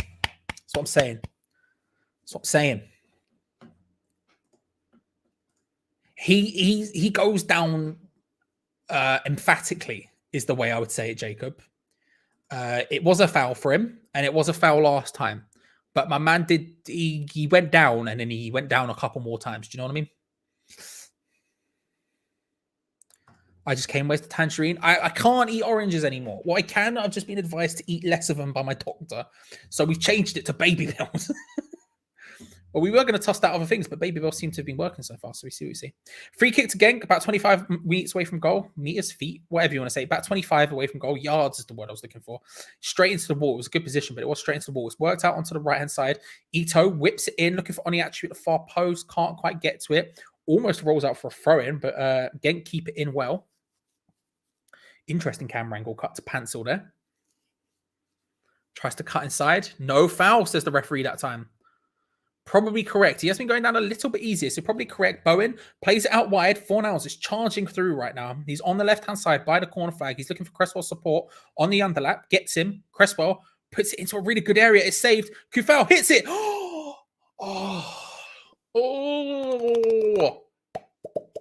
Close. Don't know what that last bit was. I just wanted to make the noise. It's a fun noise to make. You know what I mean? You go, close. And a yellow card has come out for Pansil here, who's still remonstrating to the referee that he didn't get a free kick. I think the referee, is he coming across to speak to the Genk coach as well here, who's also received a yellow card for his remonstrations on the Pansil chance. It was a good opportunity for West Ham down the other end of the pitch, by the way. Fornals does really well to collect it, and Cresswell, flying forward on the underlap, puts in a beautiful pass. There was no one really there, but it was a beautiful cross, palmed away from the goalkeeper, who has to do something. It's in one of those areas where you have to do something, straight into the path of Kufau, who has to hit it first time with his weak foot, and he almost manages to siphon it in. It just rolls wide, but a very good opportunity. Very good opportunity. Michael, my G. Hey, Charlie, mate.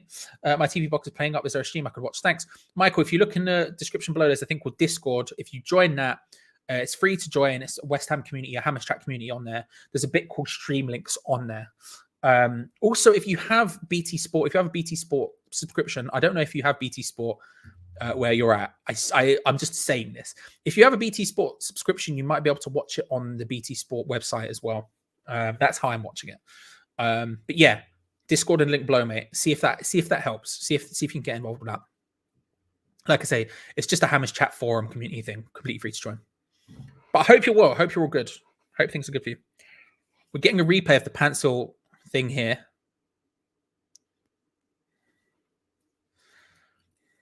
It seemed like a little bit of a boy who cried wolf situation there for Pansel. He's been given consistent free kicks. It's not like the referee's been working against him or anything. It's been consistent free kicks, but he went down. It wasn't. He didn't go down unnecessarily. I don't know. We'll see.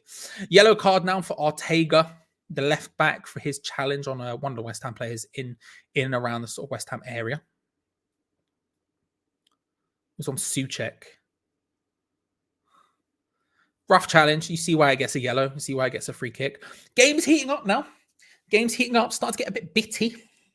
Is it why getting a bit bitty? You know?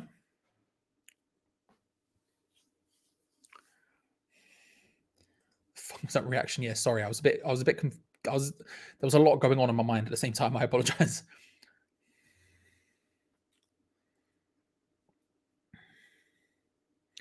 But West Ham looks significantly better after bringing on some of their first string players.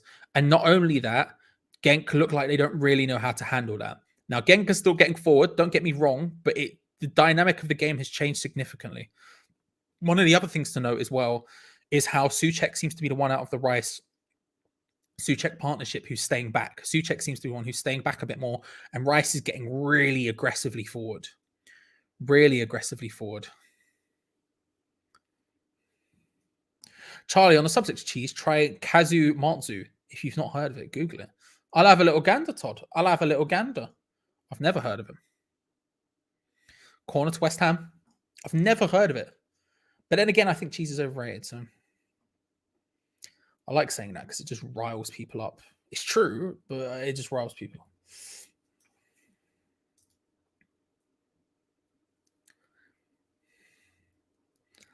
Corner to West Ham from the right-hand side.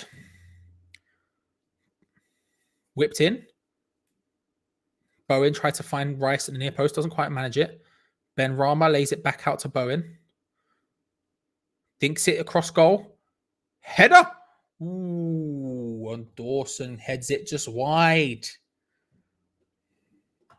Oh, it's live on Amazon Prime if you have a US VPN. There you go. That's actually great. That's actually fantastic information. Thank you, 004. Appreciate it.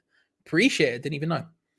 Hung up to the back stick there where Dawson gets up, powers it, gets his head on it, but it's wide.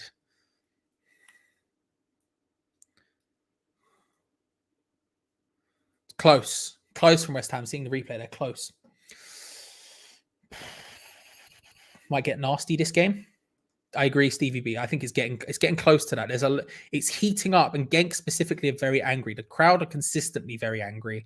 It's heating up somewhat. Keep creating these chances. We've got to get a goal. I think it's coming there. I think if you were to say right now a team would score, you'd probably say West Ham. We're beginning to really, really put some pressure on the Genk now. They have drummers. Do they also have chilies? I don't know, Wally, but what I can tell you is the drums got vibes. You know what I mean? I'm just like, you know. Yeah, of course, I wouldn't need one, JJ, of course. Although, to be fair, I'm back home in London for this game. I'm not in Idaho, seeing as this is it's on British television. So I'm back in London now, not in North Idaho. However, you best believe next round of the League Cup, I'll probably be back. I'll probably be back. West Ham are really pressing Genk, pushing Genk, making them... And look, that's not to say Genk haven't got anything. Genk are still getting in and around our defensive players and still creating issues and still trying to counterattack when they can. But West Ham looks so significantly more at the races now than they have done for the rest of the game. It's really causing Genk issues. And like I say, if you were to say a team would score next. If you were to put money on it right now, you would be putting money on West Ham. Ito getting on the ball, who after his injury hasn't been as influential in the game as he was before then. Before he went down injured, he was running the game. Now he's been a lot less influential. He's crossed there, deflects off a player, and it ends up in West Ham's possession. Ben Rama, he's got Pablo Fornals out to his left, finds him. Might have been Cresswell even. Lays it short to Rice, Lanzini, Souček, Bowen. But Souček was wanting a 1-2. Couldn't quite find him. Bowen and Soufal working their way down the right-hand side. Souček's hanging around in the area. A good cross would have been good, but Bowen loses out too easily. Genk going through the lines. Pansil out to Oniachu. Forced all the way back from awkward pass, and now they're all the way back in defense now, Genk. This is good from us. This is much better, significantly better. 15 minutes to go. West Ham are stepping through the lines. I did say, Scott, we'll be back at this. We were back at the decision. So from here on out, after this comment from AJ, West Ham is a good team. They can beat Genk. However, today's gameplay referee is a cheater. I don't know if referee's a cheater, but I see what you're saying. After AJ's comment, I'll take it from here. Here's the bets. If it's time to consume the baby bell, write in the chat the word bell and only the word bell. If it's not time, if you think it's too early, if it's not the right time, type in the word no. Bell versus no. Let's get it going. What do we think? What do we think? Underneath this comment from AJ, this is where I'll take the... So Scott B, if you think it's time for the bell, you need to put it back in again.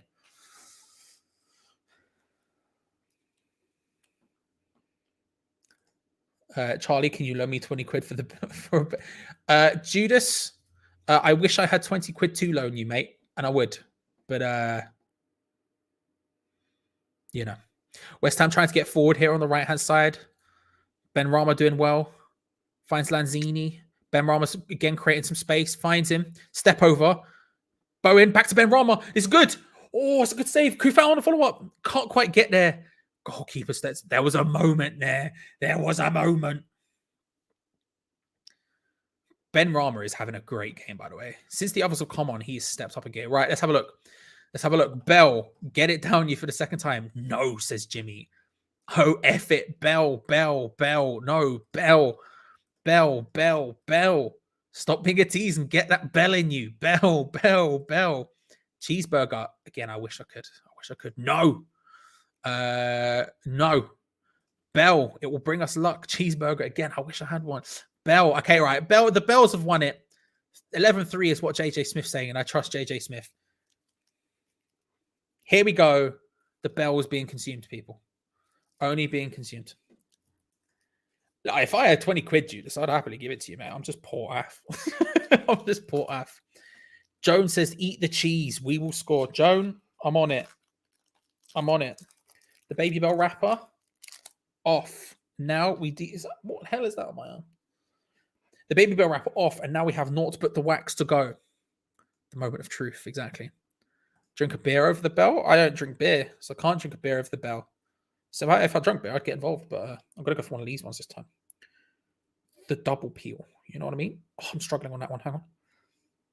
And we'll get to like here, and then we'll hit one of these. Ready for it?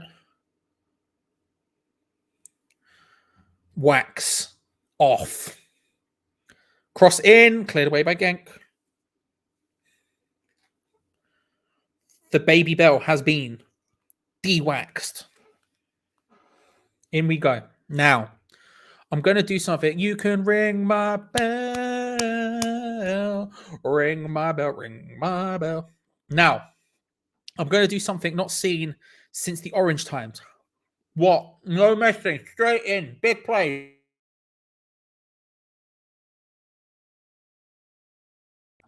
Come on.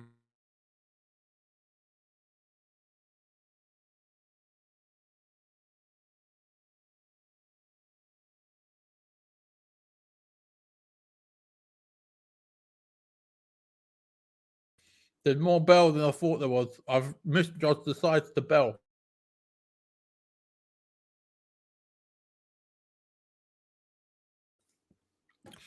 Mate, you can hear the bow bells and you can taste the baby bells. There we go. Big plays.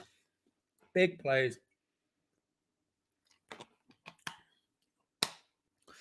I drank Pepsi Max after the last one and it wreaked havoc. It was probably a mistake. But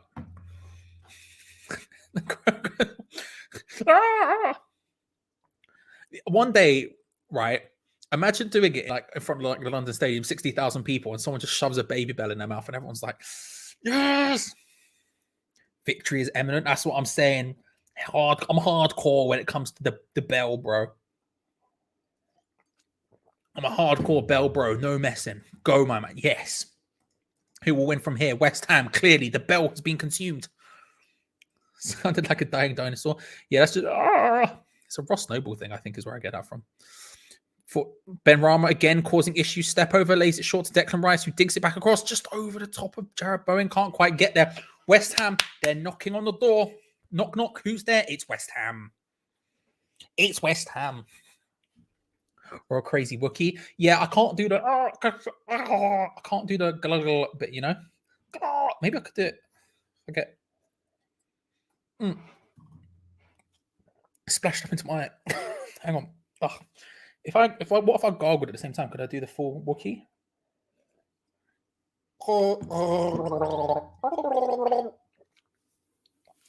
Yeah, I can apparently. But yeah, what are you doing? I think it's a Ross Noble thing that I do. But my prediction was 2-1 to West Ham at the beginning of the game. I will stick with 2-1 for now. Hopefully, AJ, I'm right. Spread out wide. Cresswell picks it up. I think it's Cresswell. Lays it short to Ben Rama, who does really well to just stink past the player. Saeed Ben Rama. The baby bell.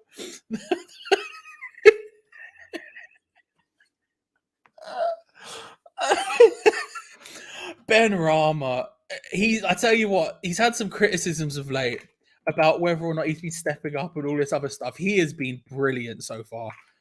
Since the sub specifically, Ben Rama has he's just done it. But is it Ben Rama or is it the baby bells? I'll let you decide. But what a goal by Saeed Ben Rama. A little step over, drop of the shoulder, flies through, and it just slots it through the keeper again. Guess who predicted the Ben Rama brace? You did say it, Glenn, and I've copied you like the problem I am. But you said it first. You get all the credit on that one, Ben Rama. A Ben Rama brace. What a boy! And it looks like Alex Crowell's going to be coming on, but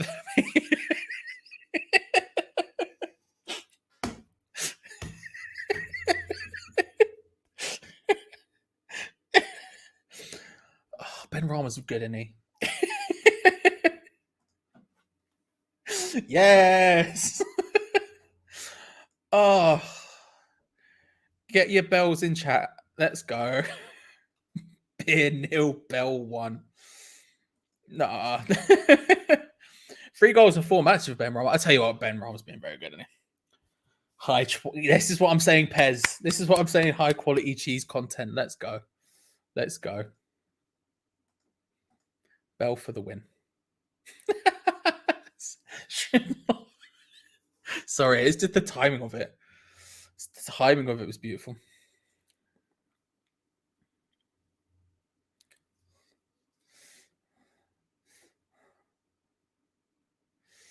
Ben Rama, Jared Bowen, Michael Antonio. Oh yeah, Hammy's still good to go. Come on. All of them being involved in some form. When Antonio went off, we got good. His hammies were not good to go. And then the other boys came on and we did bits. Or Bowen did. Ben Rama was already on. But Ben, Is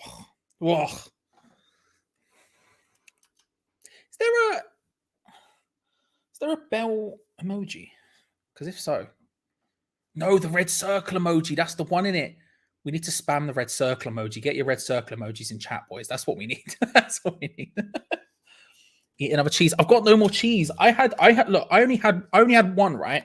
Because we don't have many left. And I was like, oh, I won't eat many because my girlfriend loves them as well. And I'm eating all the bloody baby bells. I'm stealing all the baby bells for football. But then she came in and threw the second one. So she should get an assist as well, because she opened the door when I was talking about baby bells and just showed me a baby bell and threw it at me. So we got the baby bell. That's what get your baby bells in chat, boys. Come on. That's what we're talking about. Lanzini coming off now for Alex Krall. Good to see Alex Krall coming on. Nice. Said to score the third. I'd love it. Look at that. You have it waxed and then de-waxed. Love that. Yes. Charlie's gear for the clutch. She did. She came in clutch. She heard the word baby bell from the kitchen and went, "Here, I have a baby bell." She was in the kitchen doing something. I don't know what. Heard the word baby bell and was like, dashed it at my forehead. Yes.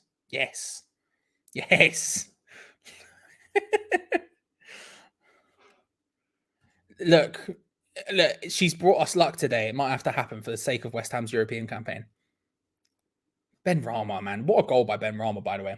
We got distracted by the baby bells, but what a goal. Baby bell 2, Genk 1. You love to see it. We got distracted by the baby bell. And look, let's be real. It's a very fair thing to do. Ben Rama, what a goal. What a performance. Since everyone else has come on, he has stepped up a gear, hasn't he? He really has. We've looked significantly better still. Try spam, Charlie. Lauren, I like spam. I can't lie to you. Would it be, I don't know how I would eat in a match setting. Would I maybe cook it beforehand and then just eat a slice live on stream? That would be quite weird. I quite like that idea. But at the same time, I don't know. Chopped pork and ham, spam? You're here for it. A couple of subs coming on for Genk now. I'm going to have to wait until the names pop up. Ugbo is coming on for Forced Velt. Ugbo apparently from London, which is fun. And the second Genk substitute is I need to see his name again. Munoz is coming off there right back for Pricciardo. Let's go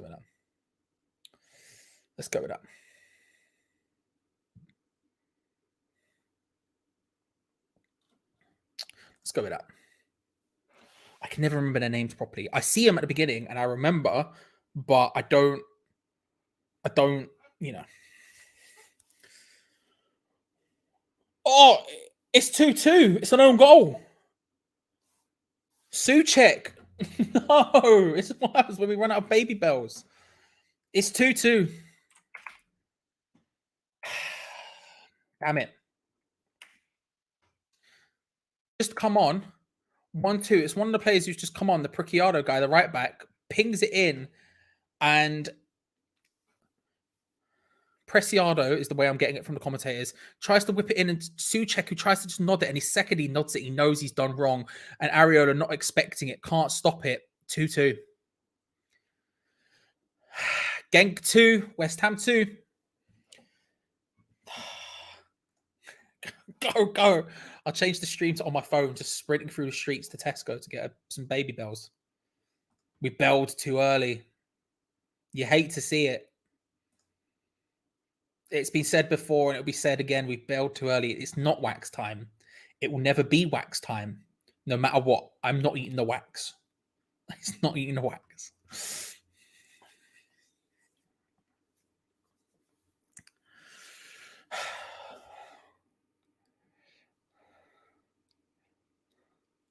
Setting up a good finale here. If you're one of the neutrals, it's a big finale. I mean, if it stays how it is, we still stay 6 points ahead in the group, ahead of Genk, and 7 points ahead of Vienna and Zagreb, who are both on 3 yet to play. They'll play their game, I think. I don't know when their game is. I think it's tomorrow, maybe. So still, it's not, look, as long as, either way, we're probably getting through this group. But at the same time, a bit of a hammer blow. Preciado tried to play it into the big man, can't quite make it work. Genk take it fast, and they're going for it now. Paintsil lays it short. Genk playing the ball around now, trying to find that cross into the box, but they're getting forced back ever so slowly by Jared Bowen, and West Ham's pressing. Ben Rama pushing. getting in and around it here, West Ham, really forcing Genk back into awkward positions, but the defenders as well to wriggle out and then find a good ball out to the right-hand side to Ito, who's not been great since his injury, but he's stepping through the gears here, drifts past Cresswell very easily, but his ball in, not very good. Collected by Pansel on the opposite side by the corner flag on the left. Kufau's up against him, just tried to stop him. He gets past him really easily, plays it in. Declan Rice, good tackle, goes out for a corner. Good corner. Lick the wax. I'm seeing the word lick. Lick the wax for the lads. What the hell am I doing this for? Wax?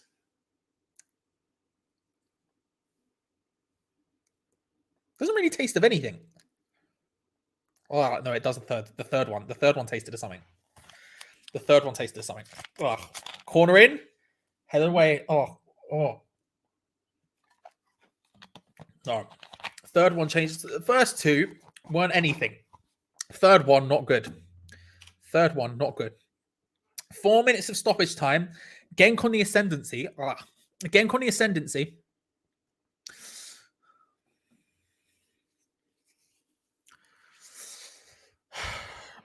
Right.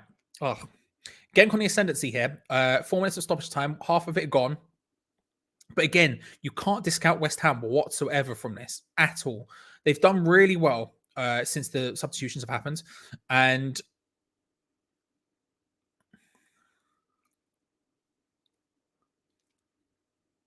I feel like they can still do it. A goal, but I'm no longer... Look, at this point, a goal could go either way. Genk are in control of the match. Their number 8 finds the area again, almost pulling something off, but hooked away by a Kufau. West Ham almost managed to win a throw-in, but it's well kept in by Pansel. Tries to turn inside on Krau.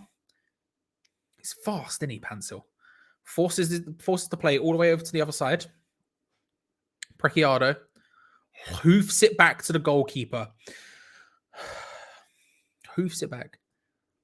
No, Charlie, you're better than this. Being told that. No, I'm sorry, man. It's disgrace. It's disgraceful. I know. I'm sorry. Stuart Morris would never lick the wax. I know. I'm sorry. Stuart Morris accountants, if this reflects badly on your brand. I'm sorry. Look, let me put it this way. I'm never going to lick it again. It was disgusting. I've tried it. Never not. Bowen, all good back heel by Fornals by Benrahma trying to find Fornals. Sorry. West Ham have possession now. Not committing too many people forward, but enough to score. Declan Rice dribbles in and out. He's looking for a shot, can't quite find it. Krau back to Rice. Kufau across. Oh, just ahead of Benrahma. It was so close. West Ham did really well to create something there. And Kufau almost just a little bit too far ahead of Benrahma.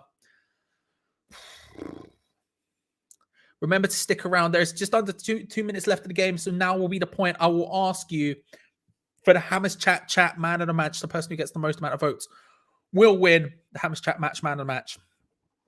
Let me know what you're thinking. I can't give it to anyone else but Benrahma, to be fair. I think there's been other players who've maybe been a more consistent threat throughout the entire game, potentially. I don't know, but he's been so good when he has been good. And to be fair, I don't think he was bad for the rest of the time. I'll give it Benrahma. But what do you lot think? The person who gets the most amount of votes will get the win. There's a minute left of this game. There is still time for a last twist of the tail. Remember to stick around if you're here. Remember to stick around after. Gio and Gonzo will be going live with their match review just after the game, or Gio will be, and I'll be spamming that link in the chat for you to click on and get involved with. West Ham passing it around on the edge of the area. Bowen, that's a great ball across to Cresswell, who lays it short. Fornals, no. Oh, it was so close. It was so close. Cresswell lays it short across the Fornals, and whoever that Genk defender is, Cresswell does really well there. He's all over Fornals, just makes it too difficult for him to even begin to get a touch on the ball. It's good defending. It's in the hands. Let's have a look at what you were saying. Benrahma, easy. My Toto is gone. Meese, I'm sorry, my friend. I don't know. It's good. Africa, banging song. I thought that was final whistle 10 seconds earlier. It's a sub instead. Oyen coming on for Paintsel. It will be over in a second. Benrahma. I hate Genk Benrahma. Benrahma class Kufau second. Fair. Second half good. I think that's fair. Ben Rama. I'm thinking me and Scott vote Charlie. You'd be outvoted and be wrong as per usual, but I appreciate it. Benny, Ben Rama. And there is the full-time whistle. The full-time whistle here. An exciting one for the neutrals. Genk 2, West Ham United 2. And I think it's fair to say Saeed Ben Rama gets the goal. Stock on cheese for Sunday. I will, meme kid. I will. Annoying that we could have had it at the end there. We could have had it, but it just didn't quite work out for us. There was a moment late on where you felt like it was ours, where we'd won it, where Ben Rama had won it for us, but it just doesn't quite end up going that way. And the final score here is Genk 2, West Ham United 2. But Ben Rama, congratulations on your Hammers Chat Man of the match. Well deserved, I felt. Well deserved, I felt. Curses, big time nibbles, big time. So close. So close to a wonderful night. So close to a wonderful night. Wally with the $10. Thank you very much, my friend. I appreciate it. Please scour the Greater London area for a reliable source of baby bells. I will look for the bells.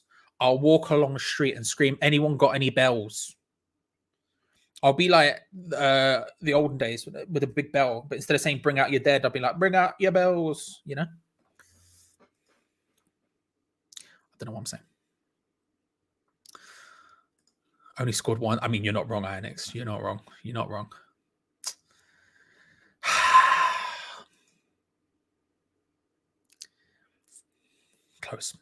Close.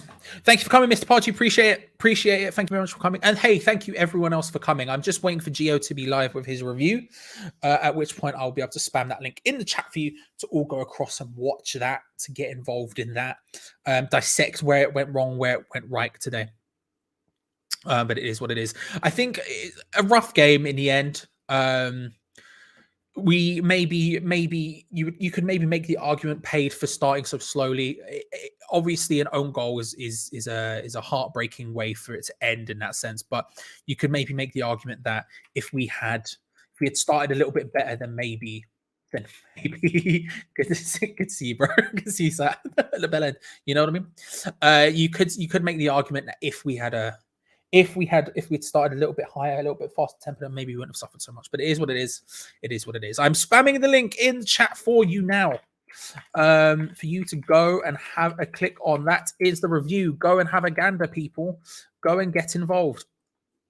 It's pinned as well at the top of the chat for you there. Have a click, have involved. Fair assault. First half was awful. Yeah, that's pretty much my opinion on it. Gio will be live in just a minute on that very link. Go forth, click it, people. Thank you very much for coming. I appreciate it. Remember, we'll be back on Sunday for all of our match day coverage, starting an hour before kickoff the build-up and then half an hour before kickoff for the watch-along. Thank you very much for coming. Thank you once again to Stuart Morris Accountants. We'll see you on Sunday. A disappointing draw, but hopefully a big dub then. Thank you very much, everyone. See you later.